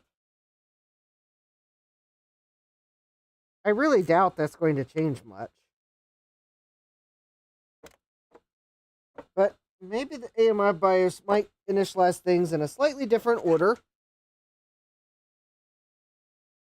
So maybe I might get a BIOS code, maybe? So anyways, 3, 2, 1.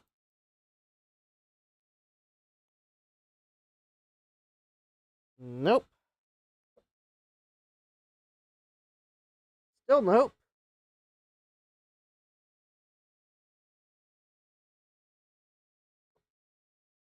C1.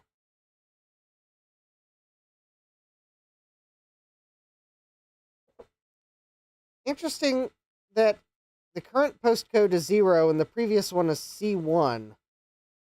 considering I just went from Award to AMI BIOS.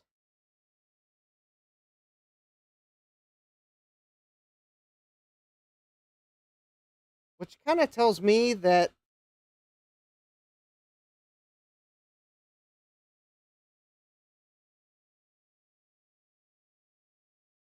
first of all, I find that weird that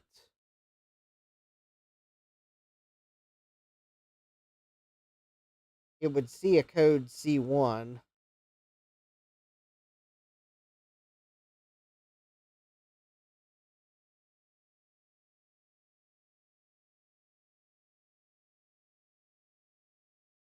I don't know, that code. I'm kind of thinking that code is coming from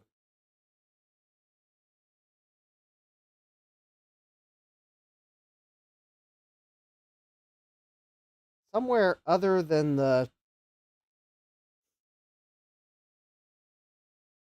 BIOS.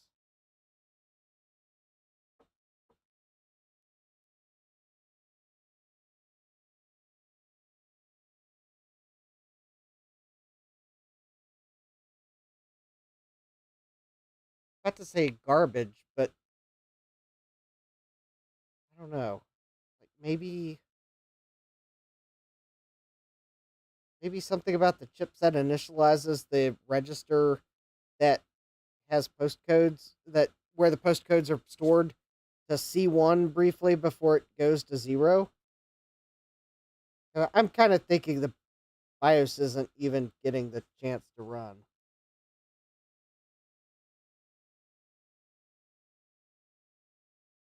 on this board. I'm kind of thinking this board is dead.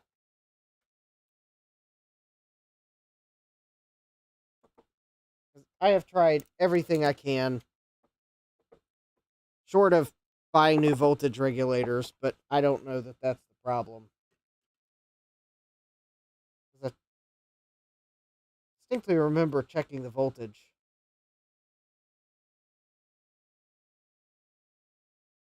I Love Scotch says adjust J26 from 1 to 2 to 2 to 3. What's J26?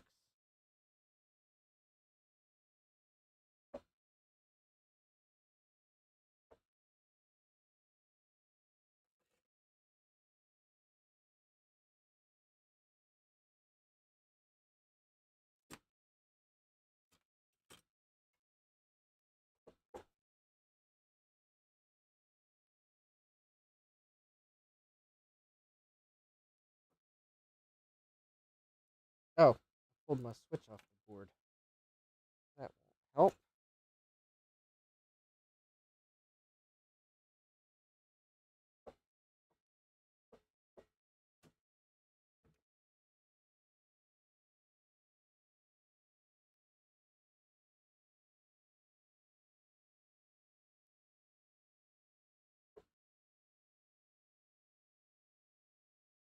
SMC IO type from user manual. Wait, I sure thought I checked that jumper. Well, that's annoying. If I got that jumper wrong, that means maybe I got something else wrong. All right, let me check the jumpers here real quick.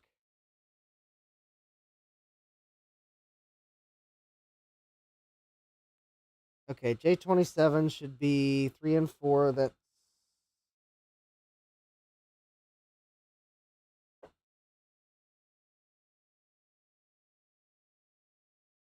yeah. Okay, 3 and 4.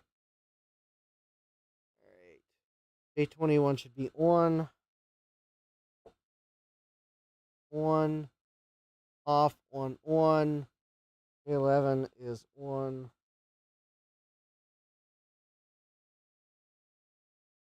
And J12 is off. Yep, okay. That should be 60 megahertz, 30 megahertz PCS speed with a 3 multiplier. All right, that does appear to be correct. DRAM voltage, I believe, is set to 5 volts, which I believe is correct for the RAM that is installed.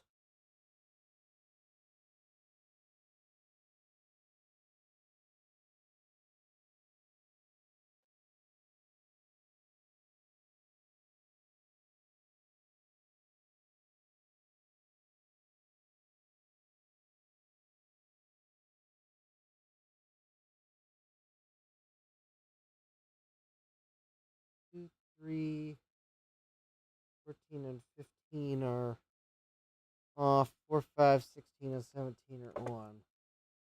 Where's 16 and 17? Oh, there's 4, 5. Okay. That does appear to be correct. IO selection. J28 and 29 should be 1 and 2. That's for COM 1 and 2.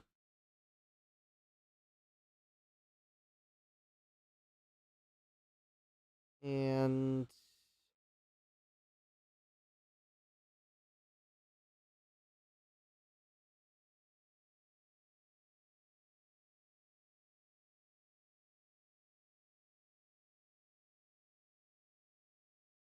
oh, okay. So J26, I have a 665 IR type.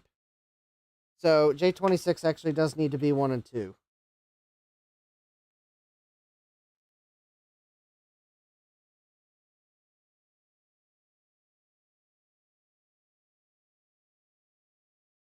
I don't know what the difference between the 665 and the 669 is, but this SMC chip clearly says 665 on it. Of all the things that are harder to read on this board, the SMC chip is at least clearly readable still. All right, the only other thing I see that I don't think is actually necessary for these processors, and I will go ahead and yoink them off, is while I was troubleshooting, I put the VRM jumpers in place.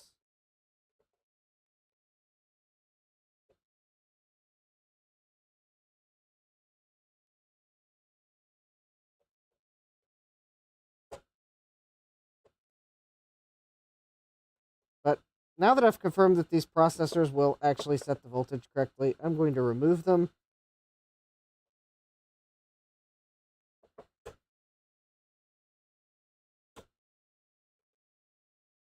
If I can get them off the board, that is.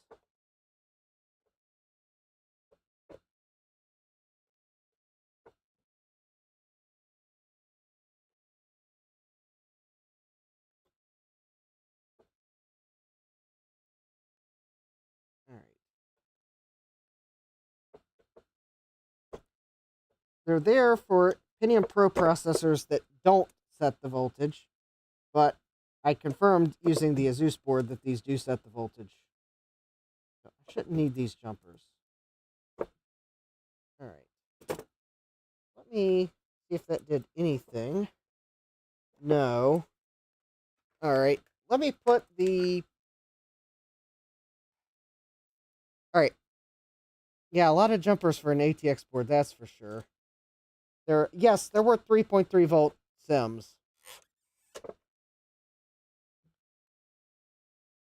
I think they're harder to come by than... But I do believe there were some 3.3 volt sims.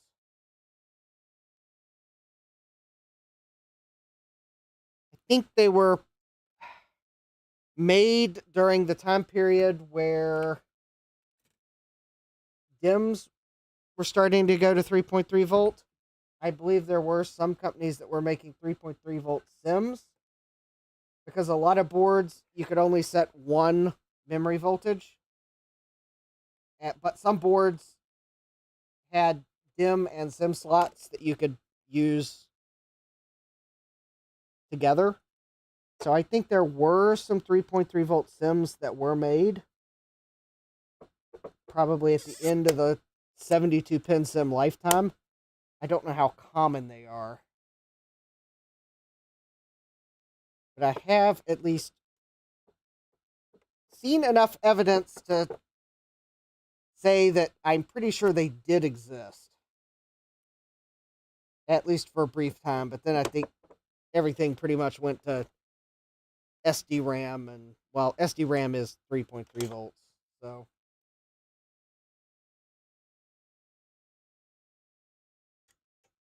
All right, so I'm going to go back to using CPUs, the first CPU socket, as per the manual, because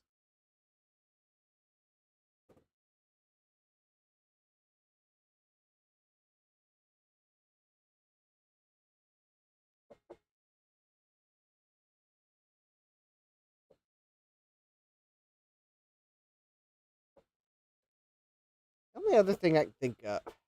No, I think I tried that last time. It didn't really.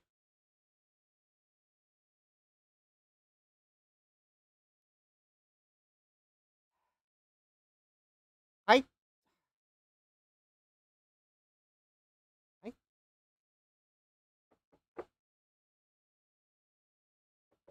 think this motherboard is dead. I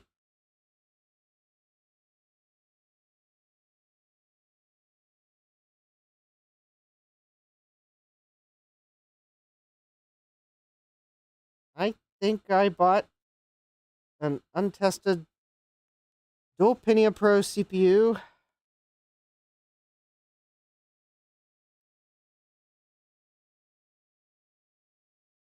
That maybe it was untested. Maybe it wasn't so untested as the seller claimed. I don't know, but I think the board is.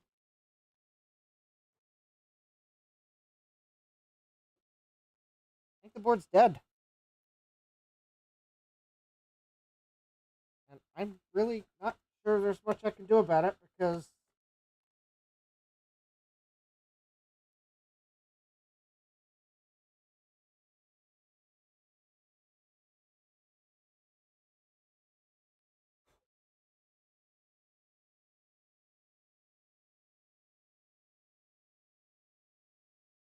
I don't see any outward signs of damage, which probably means. I mean, there's no shorts on the board. I've checked that. So I'm kind of thinking the chipset is probably.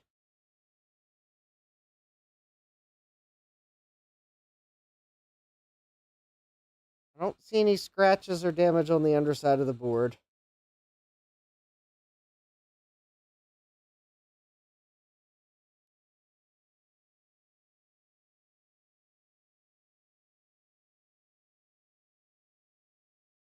I mean, unless these VRMs are just prov- providing so much ripple that the CPUs can't even initialize at all, not even occasionally once for long enough to get some postcode action.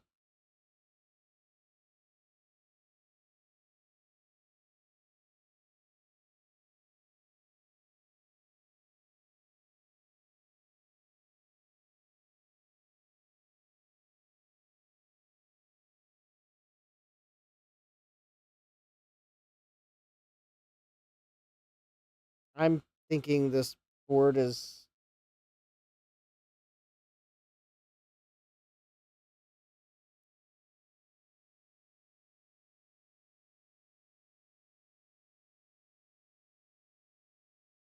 I kind of thinking that I'm the unfortunate recipient of a server board that a server that probably was sitting in some closet for a long time, and they finally sent it to e-waste. And the server was probably decommissioned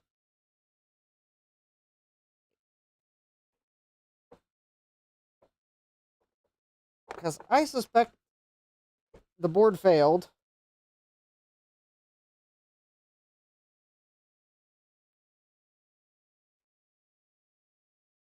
And the server got decommissioned a long time ago and then finally got cleaned out of some closet to e-waste. And then I just happened to buy it as an untested board on eBay. But yeah, I quite honestly, I think my judgment on this board is it the board is dead.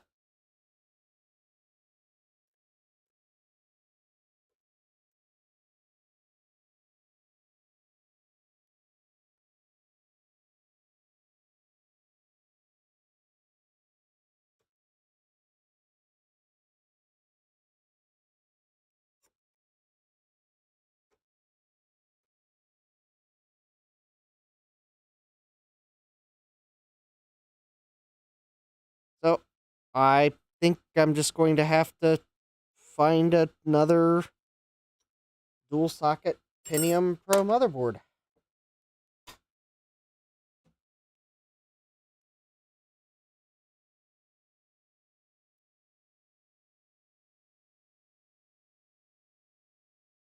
And I'll just pull everything off the board that I can potentially use elsewhere, which is basically going to amount to a flash chip, a Dallas module I can repair, and the RAM that was on it. So,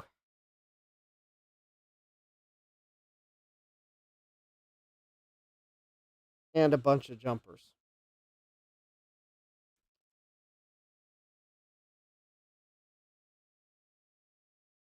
So, I think the regret score on this board is, yeah. I think the regret score is the eBay seller came out way further ahead than I did because it's dead Jim, as Bones would say. At least it didn't kill my Pentium Pro processors from Chris. That's at least a bright spot. But yeah, I think I'll just not buy a TN motherboard next time.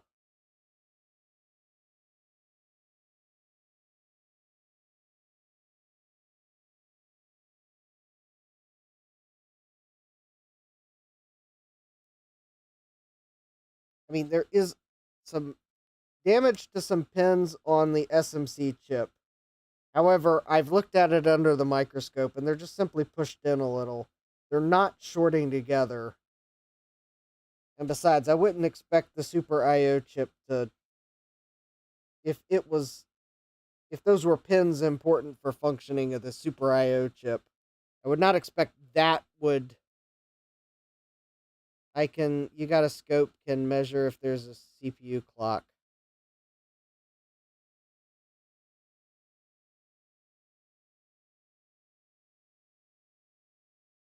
I mean, I could.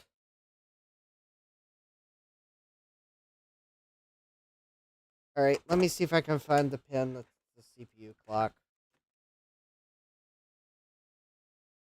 I guess.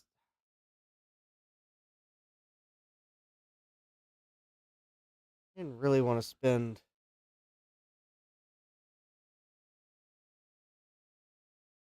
The thing is, okay, if this board doesn't have a clock, then maybe I mean the clock circuit's something I can fix.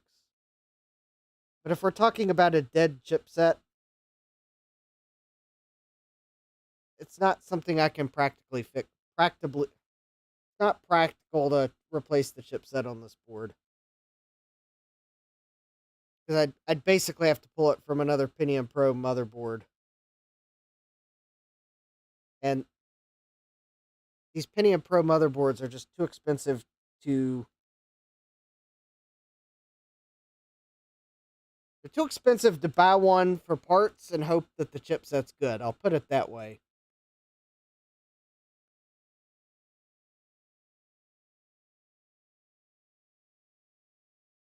Okay. I'd basically have to buy a working Pentium Pro motherboard. But at that point, I might as well just buy a working board.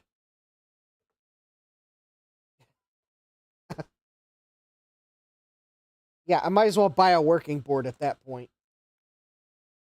The working board I need, not. Okay, so I'm going to see if I can see a clock.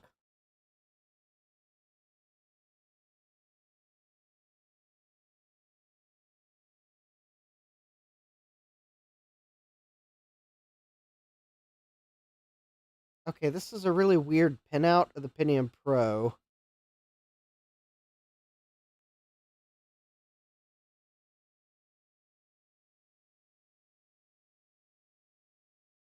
I am actually not sure that's the Pentium Pro pinout. Let me find a better picture.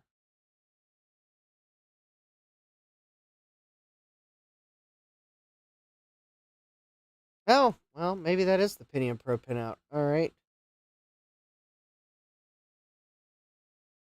It just missing some of the pins.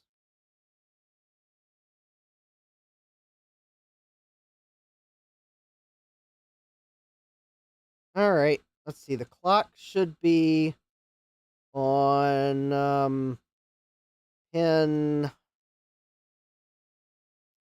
L18.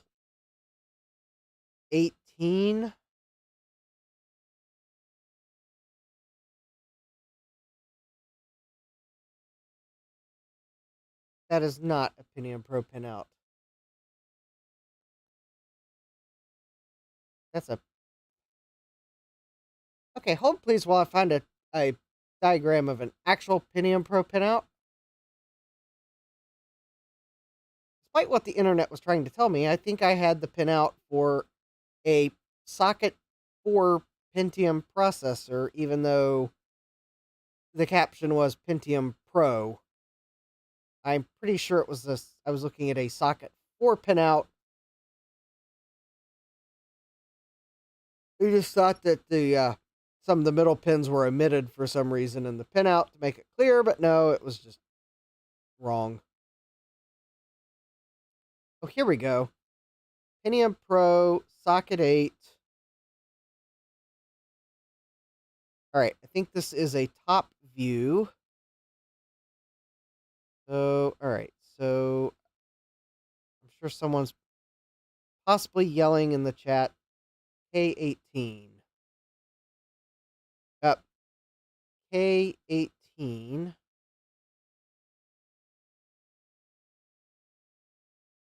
Oh, that's not a Pentium Pro pin. That should have been my first clue. All right.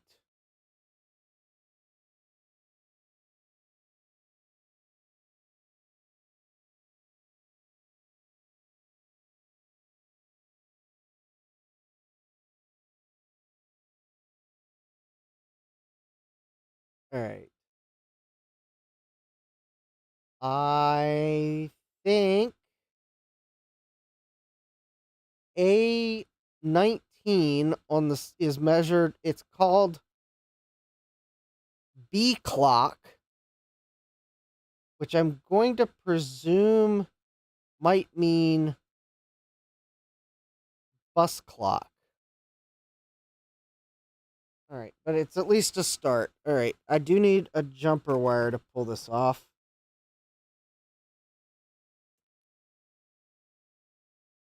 Or a pin. Need something to put in the socket. Round pin or...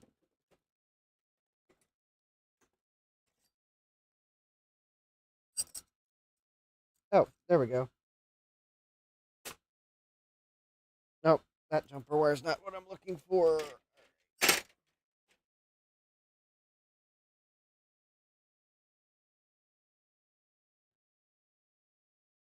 I mean, I guess I could flip the board over.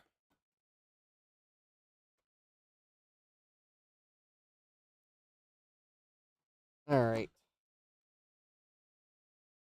That's going to be... All right.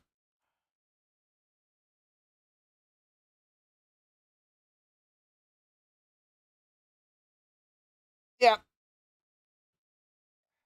Did eBay seller say it was good? No, the eBay seller said it was untested.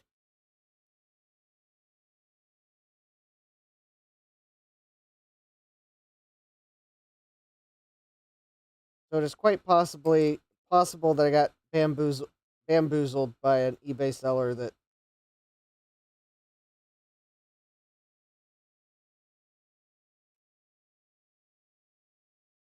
wasn't quite as truthful about untested as they should have been.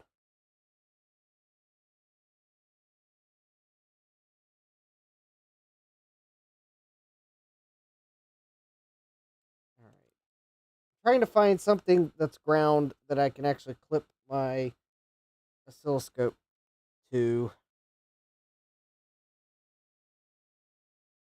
All right, I think that might stay. All right.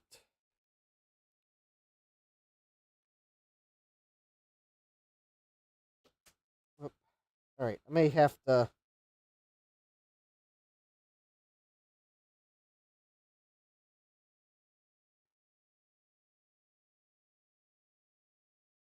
Okay, there we go. I think that'll stay there. All right.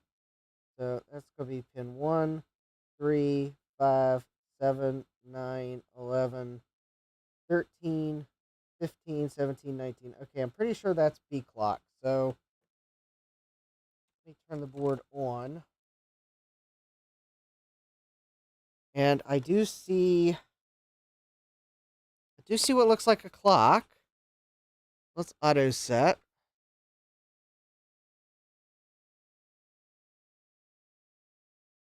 And we do have a 60 megahertz clock on the CPU socket.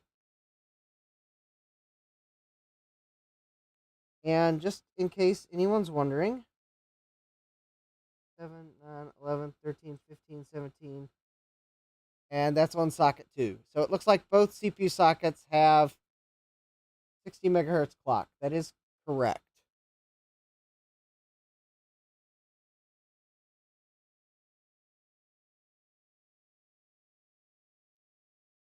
Now, of course, well, all right. And of course, I just dropped the oscilloscope probe. All right. I guess since I got the oscilloscope on,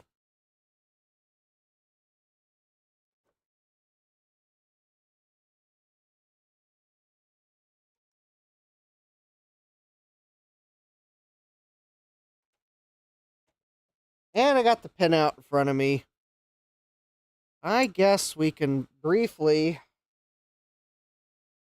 because I'm not going to be able to really effectively put a heat sink on it.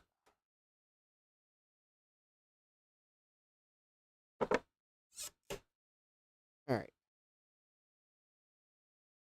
I'm putting a CPU in the socket. I'm going to put some RAM in the board. And we'll do a quick, we'll see if there's any activity on the CPU.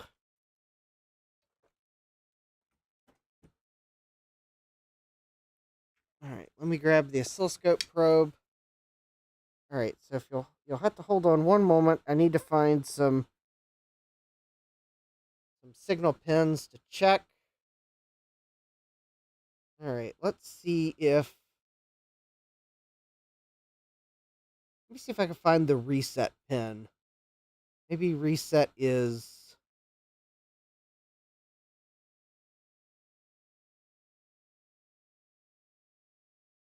somewhere close to those.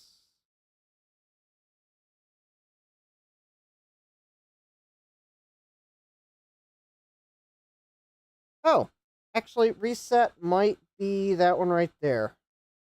All right, let's.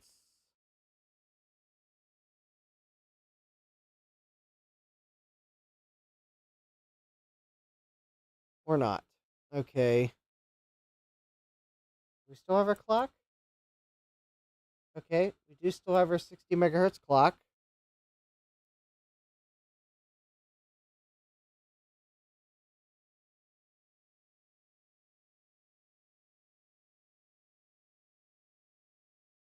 Okay. Weirdness of my FET probe. I think that's which probe I have. All right. Not to be confused with a Boba Fett probe. Okay, so I think if I'm looking at the diagram right, that's going to be, I think, data line 16.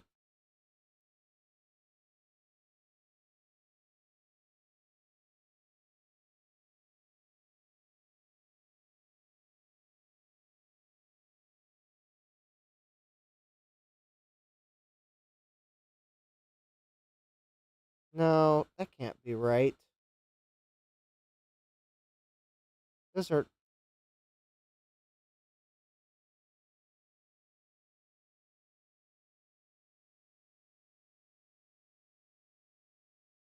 Oh, let's try this one. That one's marked as thermal trip.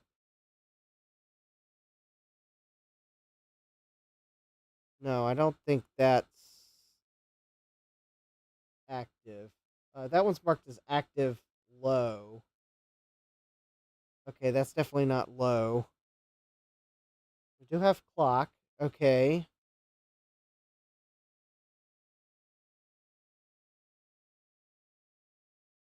That's thermal trip. That's flush, which is cache related, which is active low, and that's definitely a high signal. I don't know why my oscilloscope's having so much trouble with some of these signals. Probably side effects of a FET probe. Okay, that's going to be something.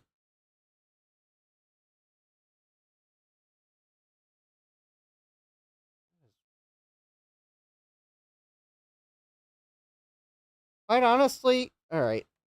That's probably enough time for that processor. Let it cool down for a moment. I'm not seeing any signs that the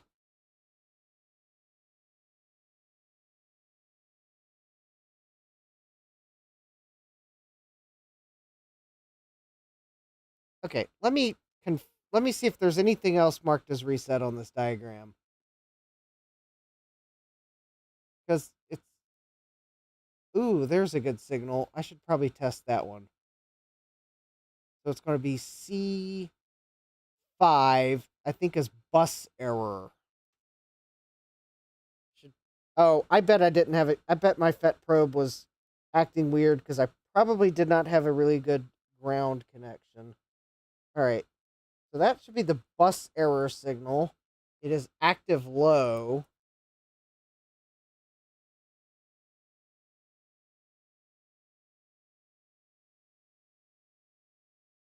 And it kind of looks like the bus error signal is floating at 3 volts.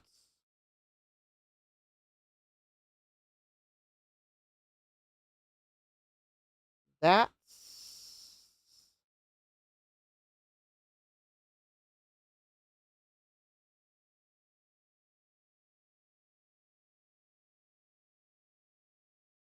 I found the reset signal. Okay. So the reset signal is at Y41. All right. So let's see here. That's going to be A, B, C, D, E, F, G, H, I, J, K, L, M, N, O, P, Q, R, S, T, U, V, W, X, Y.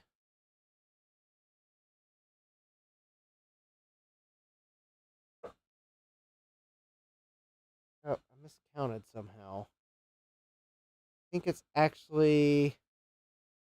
Hold on. Oh, that's even more insidious than I thought.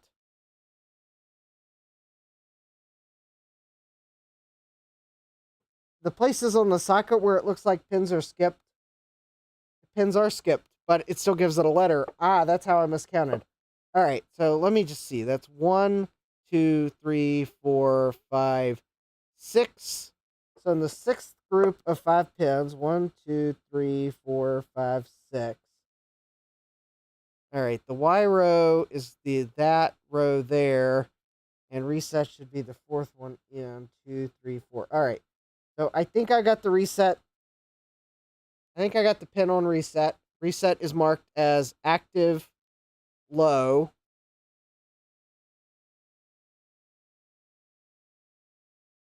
And reset is floating at like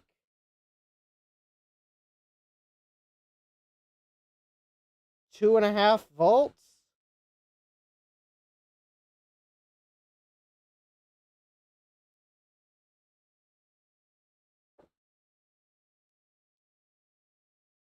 Well, that's probably why the board's dead.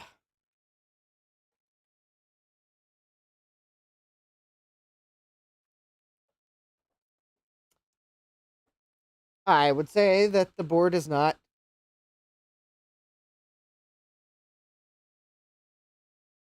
What size of DIMMs did you put in bank 0? They're 32 meg sims.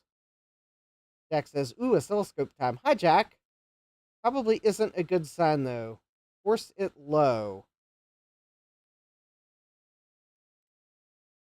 I cannot force it low.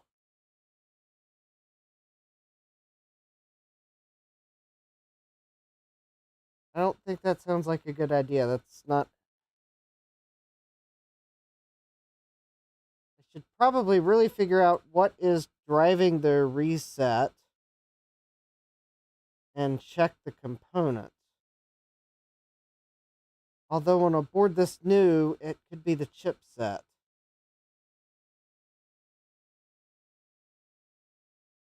The troubling thing is there are a bunch of signals that are marked as active low, like shorted to... I don't want to blow up my Pentium Pro motherboard by trying to short it to ground. The problem is, though, and this is why I don't want to try to short reset to ground. Reset is active low, so it should actually be at 5 volts for proper operation. It should be low and then go high, but it was at like 2.5 volts, which is floating right smack dab in the middle. The problem is there were a bunch of other, as I was probing things, there were a bunch of other active low signals that are also floating at 2.5 volts. So I think that could be a good sign the chipset's dead. Because it kind of seems like all of the active low signals might be floating at 2.5. J31 off, J48 off, J49 off. I'm pretty sure for Rev 2 PCB, hold please while I check to see if there's a rev on the PCB.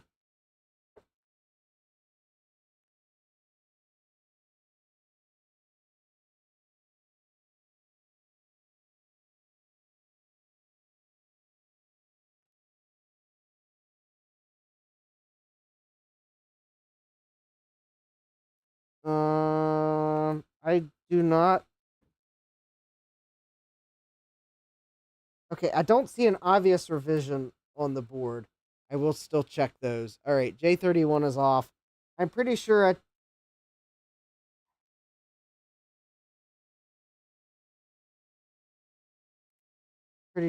actually maybe didn't check those because see, J31 is off. That is off. J48.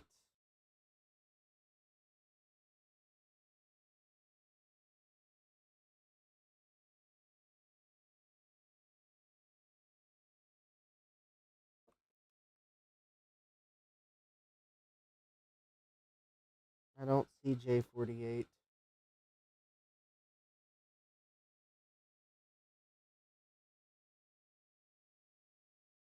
J41. J32.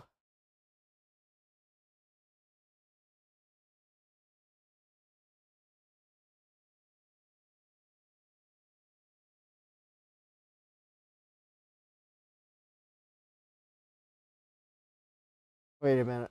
Okay, I just found a group of unpopulated pin headers. J48 is next to the power connector. Well, that's why I can't see it. Oh, those are also off. Yeah, they're all 3 off.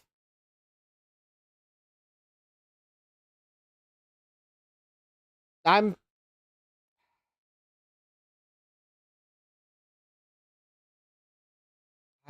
mean, this board is honestly acting like the chipset is dead because it's not. It's like floating all of the.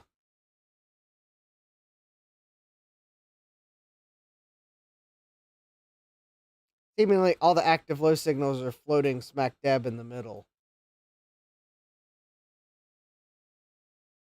Which. Alright, let me double check that I actually have this. Okay, I have the CPU in the socket that is marked CPU 0 in the manual.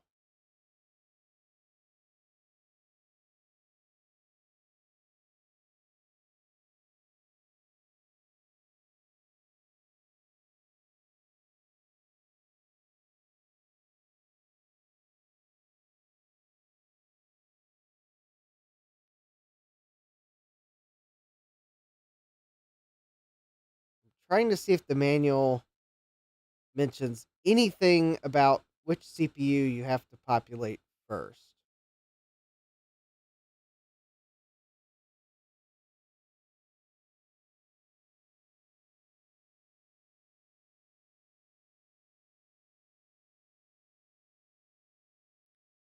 Interestingly enough, it does not seem to mention, although usually you put,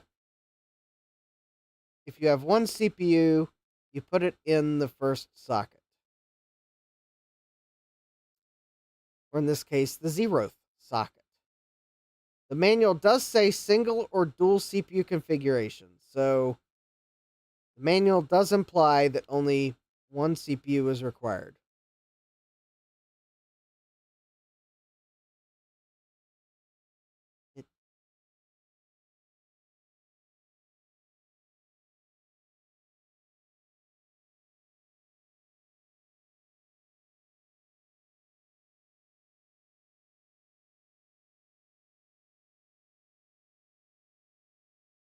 I Love Scotch says board seems like it's in a reset state. Any leaking caps? There are 3 electrolytic caps on the motherboard. They do not appear to be leaking. All the other caps on the motherboard are tantalums. They do not appear to be damaged. I don't think I have the electrolytics, anything to replace the electrolytics with. Oh, that's okay, Jack. I understand. Well, we first looked at the Pentium Pro board I bought from a seller in Japan, which works. The video card's mine. So this Asus Pentium Pro board works. We used it to confirm that the 2 CPUs that Chris sent me are still working. And now I was trying to see if I could figure out why the board of regrets is not working. Yes, the gold top on the Pentium Pro is quite pretty. J32 determines which type of EEPROM is used. Sounds vague. Yeah, it's a dual socket board and it's like dead. Actually, W29EE011. Let me look that chip up.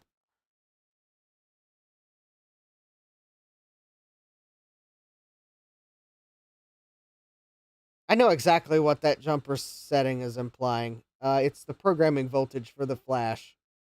It should be set to 5 volts according to the datasheet for the flash chip. The flash chip's designed to be programmed in system with standard 5-volt power supply. So, therefore, that jumper for the flash type should be on pins 1 and 2. And it is. That's for the programming voltage of the flash chip.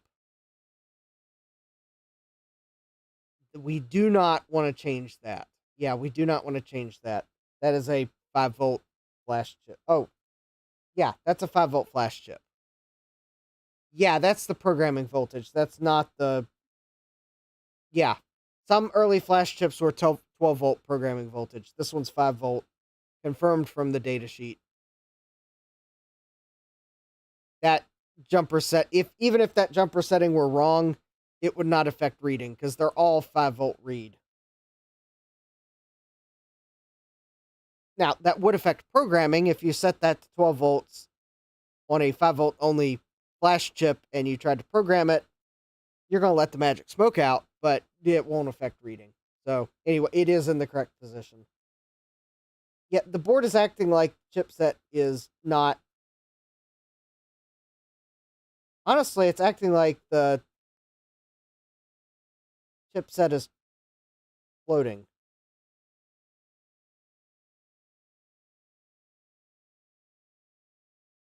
I do not have any other VRMs. Yeah, that is a rather dangerous jumper. That's why the manual says leave at the factory default. It's also why this manual probably is not really that great, because it should have probably clarified. Yes, it says leave at the factory default, but it really should at least have included a sentence that said this jumper determines the flash chip programming voltage and should be left at the factory default.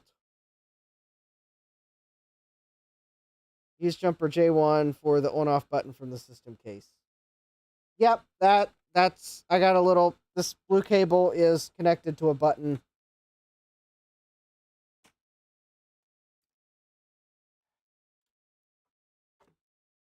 I don't have any other VRMs that work with the Pentium Pro system. I found a couple on eBay that are supposedly compatible with Pentium Pro. Interestingly enough, my postcard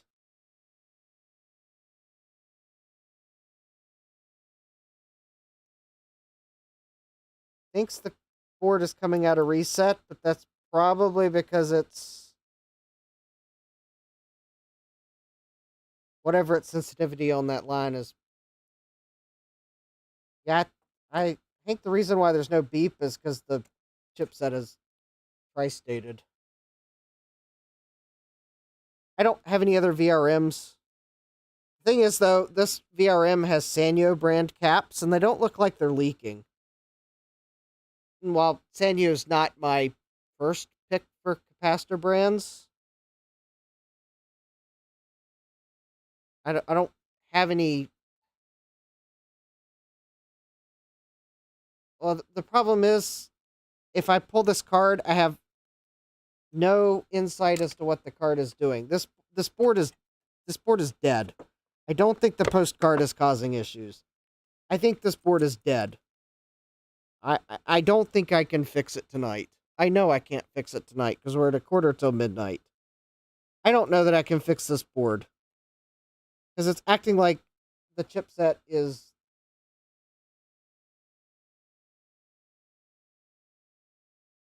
Of course, the thing is, without the postcard, I can't see what the board's doing.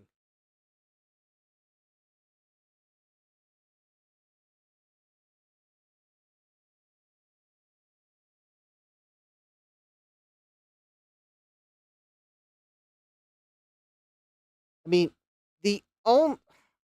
Actually, I sure thought I checked it, though.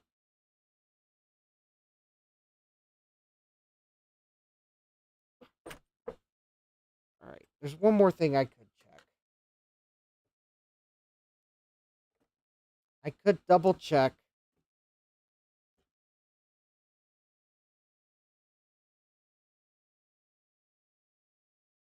No, Jack. No. Absolutely zero signs. Occasionally, I'll get a code like C1 that comes out of nowhere, but there's like no real signs that the CPU is doing anything. I mean, honestly, that's why I keep saying the board looks like it's dead. There's like no real, genuine signs of anything happening on this board, and I'm not convinced that when it shows that C1 code that it's a legitimate post code. I don't know where it's coming from because it seems like it's consistent, but it seems like a.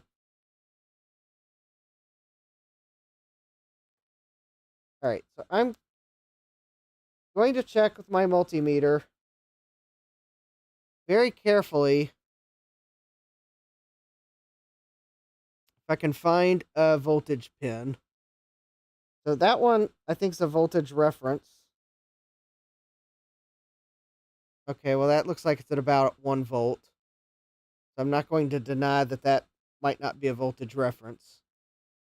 Okay, so let's see, that's CPU present. I think this is a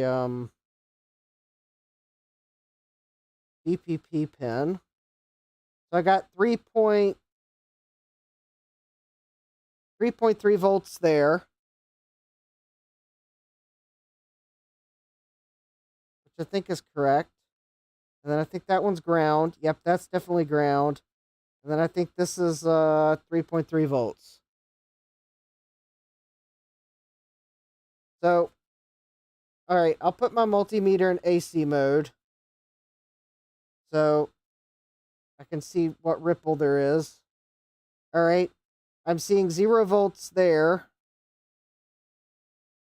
0 volts there. My multimeter may not be sensitive enough to see ripple.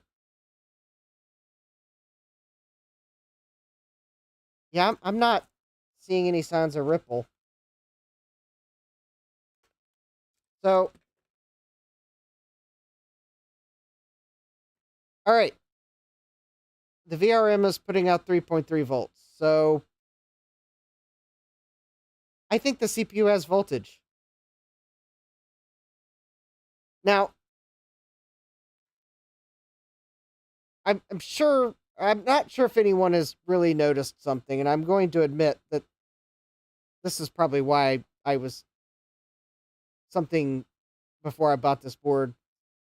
This is probably why I was thinking I shouldn't buy it, but there is a discolored spot on this board here underneath the CPU. However, I just chalked that up to server running 24/7, 365 for years with the CPU in the socket, that maybe it turned the solder mask a different color. Because it doesn't look burnt, it just looks darker. Like slightly darker.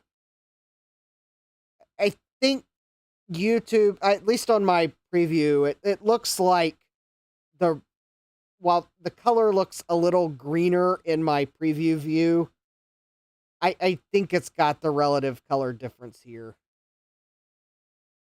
I Love Scotch says, boo, I'll look at my local recycler if they have dual pros for you. Ah, thank you. I want to get one without having to get a Dell PowerEdge 4100 or whatever it is, because those are just too huge. I think there is a Dell PowerEdge 4100 board on eBay, but it would require a proprietary power supply and a proprietary case, so I'm excluding that one really from my realistic quest for a dual Pentium Pro board. Anyways, the thing is, I think this VRM is giving the CPU the proper voltage.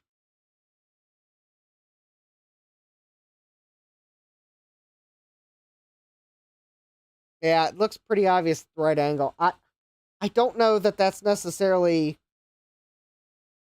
a sign that...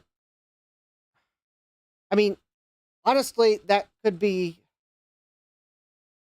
I mean, could the board have overheated and delaminated in that spot? I mean, it could have. But yeah, Jack says it's probably just discoloration. Lots of old boards have weird solder mask discoloration. Yeah. Now this VRM though is a bit more concerning about that dark spot, because it does kind of start to look like it's actually baked the fiberglass there. Because that is, on this VRM, that is I think that's the main switching controller. This is one reason why I was only trying to get one CPU to work, because I am a bit concerned about this VRM. But it's looking like this VRM is giving the CPU 3.3 volts. I believe that is the correct voltage for the CPU. Yeah, Jack says, hopefully the traces are thick enough on that board that everything is okay. I am at the conclusion... My conclusion at the moment for this board is that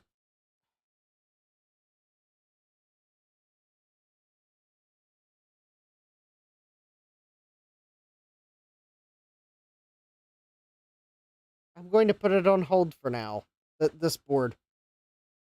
I don't really want to buy VRMs for it. I'm not convinced that'll fix the problem. I mean, maybe I will convince myself to buy some VRMs that I think I found some that the VCF forums say should work with Pentium Pro. I think they might technically be Pentium 2 VRMs. which I guess would probably mean they'll put out enough current, but I don't know that they're VRMs for Pentium Pro per se, but people have been able to use them for Pentium Pro. So the thing is, though, they're practically, I'll end up spending about $30 a piece. I'm not really excited to buy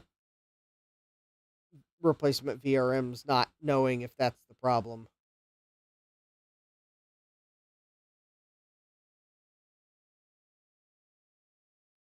Why just a measure output of VRMs on your scope? Oh, okay. There is a reason why I didn't measure that on my scope. The only oscilloscope probe I have for my oscilloscope that actually works is a FET probe. And the FET probe adds noise of its own operating. It's a probe designed for uh I don't know exactly when you're supposed to use a FET probe, but it's the only probe I have that works. So it I'm probably not using it for the right things. It's adding noise. So, unfortunately, while I would see the voltage from the VRMs, that probe would give me an accurate voltage reading. The ripple is not, I can't count on it showing me what the ripple actually looks like. I've got an old Tektronix oscilloscope. It's one that you have to use a Tektronix probe for it to set the range of the probe correctly. And I just haven't gotten around to try to buy yet another 6139A probe because I've already bought some and they all failed like so quickly after I bought them, it wasn't even funny. And the weird thing is, they were supposedly new probes. And actually, one of them did really honestly appear to be a brand new probe. The other one was unwrapped. It's like it wasn't bound together like Tektronix shipped them, but it did appear to be at most lightly used. And yet both of those probes failed so quickly it wasn't even funny. And the thing is, those probes missing pieces go for like 50 to 75 bucks on eBay. It's ridiculous. Honestly, I'm considering getting another oscilloscope, one that doesn't require me to use Tektronix brand probes to be able to buy a new probe. But yeah, it's a little lower on my list of things. After all, tires for my car were higher on the list, and I should be getting those put on my car Saturday. So, just in time for another winter storm. It was not my intention of, in fact, actually, if I've read the weather forecast, I will probably be driving to get the tires put on my car while it is precipitating frozen stuff, which is going to be really fun.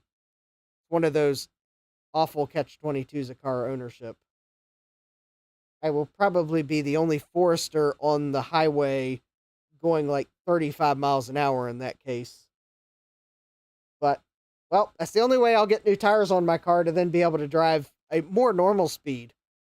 Because then, actually, I think the ironic thing is, by the time they'll probably be done putting the tires on my car, it's supposed to be raining.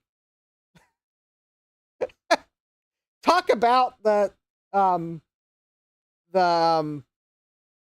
least fortunate of the weather forecasts. So I'm kind of hoping that it's really not that bad, because I really would like to get tires put on my car, especially for the snow we're supposed to get mid next week, where I really will need tires with good traction. So anyway, yeah, kind of the So I haven't forgotten about the fact that I really would like to get another oscilloscope. It is on my list because I am quite tired of that. That's the other reason I haven't bought a Tektronix probe. Jeremy said, "Hi, Jeremy." Jeremy says that would actually be perfect timing to have new tires put on. You'll be safer then. Yes, I just didn't really want to have to be driving to the tire shop during a um ice what did they call it? I get mixed precipitation. It's just not exactly what I wanted to drive to the tire shop in. Although I guess if it's still mixed precipitation when they're done, I'll be able to test the new tires. But then again, I'm having them put the same tires on my car that I already have on it. So I pretty much know how they're going to handle. I don't really need to test them. Jack says brand new tires are so great for about the first 5,000 miles. Yes.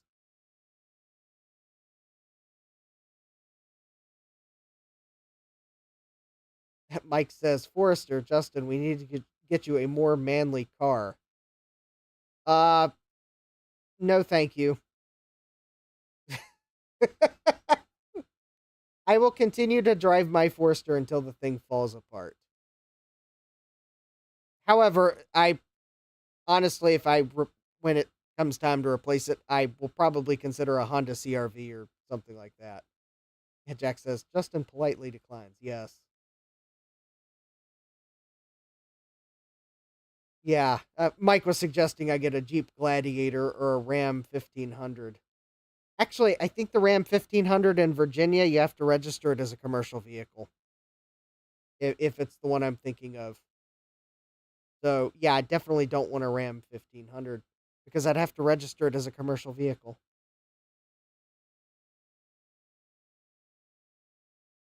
Because I think Virginia, anything over a ton for a pickup is commercial. It's like really weird. You don't have to have a CDL to drive it, but you have to register it as a commercial vehicle because the state finds that it's too large. So, yeah, it's a 2009 Forester. Mike says, even my town and country minivan is more manlier. A Durango. Yeah. Yeah. Oh, okay. Maybe the Ram 1500 isn't the threshold. I don't know. I don't remember what the exact threshold is. I do know that you do get to a point when you're looking at pickup trucks where the state of Virginia declares that they're a commercial truck. Jeremy, it's too late for you to warn me about the head gaskets that originally came on the car because I've already had them replaced once at 90,000 miles. But yeah, I know. That's one reason why I probably will not buy another Subaru. Probably go for a Honda because of head gasket problems in the boxer engines. It has to do. Yeah, now I feel like everything is broken garage right now. It has to do with the boxer engine is a uh what do they call it? Inline. All the pistons are inline or something like that. In a normal engine, I think the head gasket would be on the top of the block, and your coolant lines and whatnot are, well, I guess the way the block is designed and where the head gasket is on the top of the block, gravity is going to work to keep the coolant from eating through the head gasket because I guess it's going to naturally drain back into the coolant reservoir. But with the boxer engine, the problem is the head gasket's on the side of the engine. So the coolant is able to pool in the lines and it basically sits there on the head gasket. And I I guess because coolant is maybe slightly corrosive, or maybe just the fact you got a liquid sitting on the head gasket. It, like, basically the coolant's going to eventually leak through the head gasket because it's allowed to sit there over time because the head gasket's on the side of the engine, not the top of the engine. So that's really the. I'm not really a car person, but I've tried to assimilate what the problem is description of the Boxer engine. I mean, otherwise, my car's been great, but I did have to replace the head gaskets on 90,000 miles. And if I owned the car long enough, I'd have to have them replaced again. But at that point, I'd probably replace the car. So that is why I do like the all-wheel drive. So if I have to buy another car, because I do like the size of my car, it's not too big, it's not too small, I would probably look at a Honda CR-V because they have all-wheel drive, but it's not a Boxer engine. It's more of your standard engine where the head gaskets are on the top of the block. And I don't think they have head gasket problems. I mean, I'm sure all cars have their quirks. I'm sure the Honda has its quirks. The CR-V probably has its quirks, but I'm not aware that head gaskets is one of them. So the thing is, I think all the Subarus pretty much have Boxer engines, maybe with the exception of the BRZ, but we're not going there.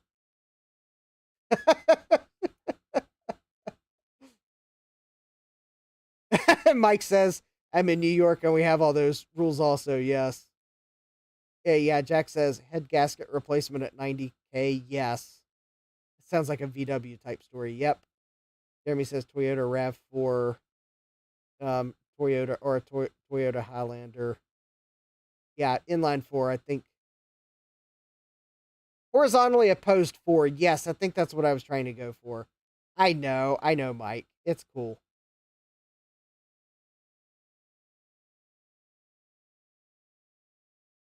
Yeah, Mike, I'm the same way. I need something that is big enough for me, but I do also like to be. I like the car to be high enough that I'm not trying to get down into the car. At least the Forester is about the right height that I'm pretty much just stepping into the car and not trying to step down into the car. Because I had a Saturn L300, which was an okay car, but it was definitely an Opel, not a Saturn. But that thing was so low to the ground. I guess when I first bought it, it was like, hey, look, I got this nice, fancy new car. By the time I was ready to buy the Forester and I was looking at like small SUVs, I didn't realize how low that car was until I got into the Forester. And I'm like, wow, I didn't feel like I was straining everything to get into the car. So, yeah, I don't want another car that low. Yeah, Jack says that is totally a VW story. Quote, my VW has been super reliable. I had to have the engine replaced at 80,000 miles, but they did it under warranty. Yeah, I know. Oh, no, my head gasket replacement was not under warranty. I had to pay for that. Yeah, yeah. Jeremy's describing the engine. Yeah, horizontally opposed is what I was looking for. So, yeah. Anyways, Mike says, I definitely owe you VCF pizza lunch. All right. I think on that happy note, because it's past midnight, I think it's time to draw the stream to a close. So, anyways, I guess one last announcement, because I can be so bad about announcing my announcements sometimes. Don't forget, if you want to help me get to VCF East, the coffee goal is in the description. I Love Scott says my Subaru engine was also replaced at 60,000 under warranty. Ooh, ow. Anyways, don't forget to smash that like button, subscribe, and turn on notifications so you don't miss my next exciting live streams. Tuesday, looking for content ideas. Oh, actually, let me hold on one moment.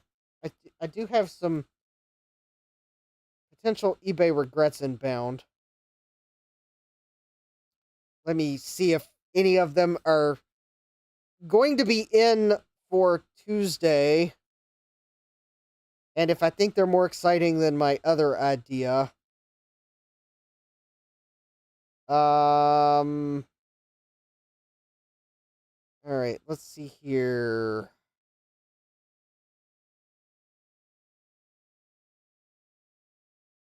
I feel like I've looked at PCs too often lately, so let's see, not that. That's Marcintosh.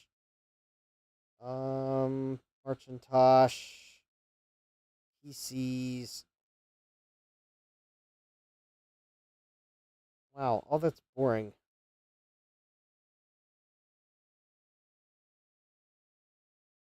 Tuesday, we're going to go back to looking at printers. Because at least that's not like, um, yeah, sure, they're Apple printers, but maybe I've got a PC printer we can look at too. You know, I got an MSX printer we could look at. All right, I think Tuesday we might do a printer stream. Can I get some of these vintage printers printing with new ink cartridges or ribbons, as the case may be? So maybe we'll look at printers Tuesday. Because I did order printers, cartridges for my Style Riders. Seems like it might be an easy enough test. And then Thursday, I don't know. I've got some, I don't know. I have to think. I've got some PC parts coming, and maybe I may look at some of those on Thursday. Jack says there are clogged nozzles in your future. All right. I do have to say, though, Jack, one of the Style Riders is a Style Rider 2. The printhead is in the cartridge that I bought on Amazon. So hopefully it's not clogged nozzles, but I did buy it on Amazon, and I think the seller has a warranty. So if I got clogged nozzles on that one, the cartridge is going back for warranty replacement. But yeah, the Style Rider 2400, totally expecting clogged cartridges. So we may be cleaning a printhead. Have I done that before? No. Have I watched the YouTube videos? Yes. So I am YouTube trained on, I'm YouTube certified on inkjet printhead cleaning.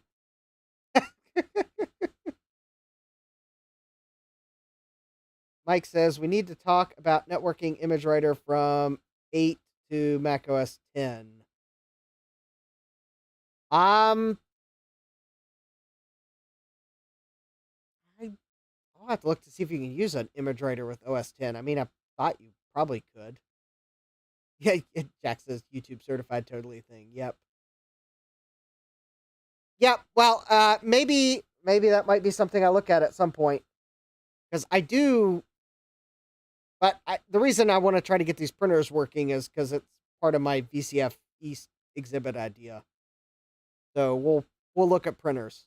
That'll at least help VCF East. The Thursday's project may be just because I just got the thing from eBay, we're going to look at it. But at least Tuesday, I think, will be related to VCF East.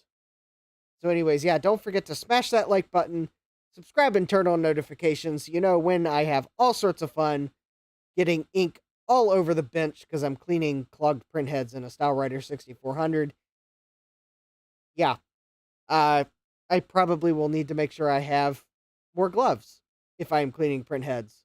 So I see a trip to Harbor Freight in my future, because these green gloves, the price went up by like 50%. So I haven't reordered a box of them, and I'm about out of them. I'm going to, I need to order. I've found something similar to these. I'm going to try ordering them, but I haven't remembered to actually order them yet. So I think I'll be going to Harbor Freight this weekend. Mike says it can be done, but it's a conversation during VCF weekend. All right. Anyways, yeah, we'll look at printers Tuesday and probably continue a project I've been trying to get to work on Thursday. And I think with that, let's see here. Yep, turn on notifications. Yada, yada, yada. Let's see here. Yep, Sunday, I hope to be on Dave's stream for at least a little while. I don't know what I'll work on. Oh, I do know that I probably should. I'll set that. Oh, actually, I think for Dave's stream, because so Tuesday while I was looking for things, I managed to like pull the top off my first Commodore 128, and I realized I need to replace a socket that I totally screwed up in it.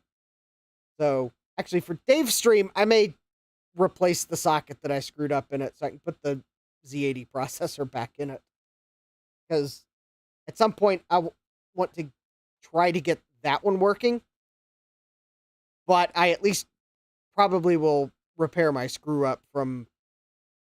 So at least that is fixed for when I get back to it. In fact, actually, I may go ahead and socket the two CIAs in it as well, just so that when I get back to that computer, I don't have to desolder sockets. Yeah, Jack says I'm a pro at replacing sockets. Yes, I am a pro at replacing sockets, but I used a garbage socket on it, probably without being a... yes, I think that was the computer that made me realize that the sockets that Jamco sells are awful, and they don't have sealed bottoms. Yes, that is apparently a feature that sockets have, or sealed bottoms. It's supposedly a feature to help prevent solder from flowing up into the contacts. Not that it's necessarily a guarantee you still won't manage to get too much solder in it, but if the socket doesn't have sealed sockets, it's way easier to like get too much without realizing it. Mike says I'll probably be building iPods mode Sunday. Oh, cool. So anyways, yeah, I may go ahead and at least replace some sockets in the Commodore 128 so that it's ready for whenever I get back to that. But yeah, somewhere I have some 3M sockets that I ordered, and I should be able to get those in the Commodore 128. The first one, not the one we had on Tuesday. Because the one that was on Tuesday... Oh, I may also replace the key stem on that one on Tuesday, or on Dave's stream, because I just need to swap a key stem out. So, yeah, I may be working on Commodore 128 during Dave's stream. But anyways, I hope to be there for at least a little while. Yeah, it is time for me to wrap the stream up. So anyways, yeah, I hope to see you all on Dave's stream. I'm going to try to join around 2 p.m. Sunday. A little earlier if I can manage it, but I'll try to join by 2 p.m. this Sunday. And then my streams on my channel Tuesday at 8 and Thursday at 9. So no change to streaming schedule. So anyways, yep. With that, yep. Mike is politely reminding me that if I don't stop yapping, it is going to get really late, and then I will be tired at work tomorrow, and I will have no one to blame but myself, because I can't even blame the dinosaur. Because really, this dinosaur is like the nicest T-Rex I have ever met. Because it's the only one I've met, and he's all growl and no bite. Anyways, on that weird closing statement, it's time for me to end the stream because I do have to work tomorrow. And let's see here with that. I think I will wish everyone a great rest of your day. Thanks for hanging out in the chat, being cool, putting up with me as I attempted to see if I could get the Board of Regrets going, but anyways, at least I have a Pentium Pro board that works. It's only a single processor one, but hey, it works. So with that, I hope you all have a great rest of your day. Take care, and God bless. Computerized Start is brought to you by my awesome patrons on Patreon and by your tips and memberships on Ko-fi. These and other channel supporters make my live streams possible. You too can become a channel supporter with tiers starting at just $1. Don't forget to smash that like button. And if you've liked what you've seen, subscribe and turn on notifications so that you don't miss the next video or live stream. And as always, thank you for all your support. I hope to see you next time, and until then, take care!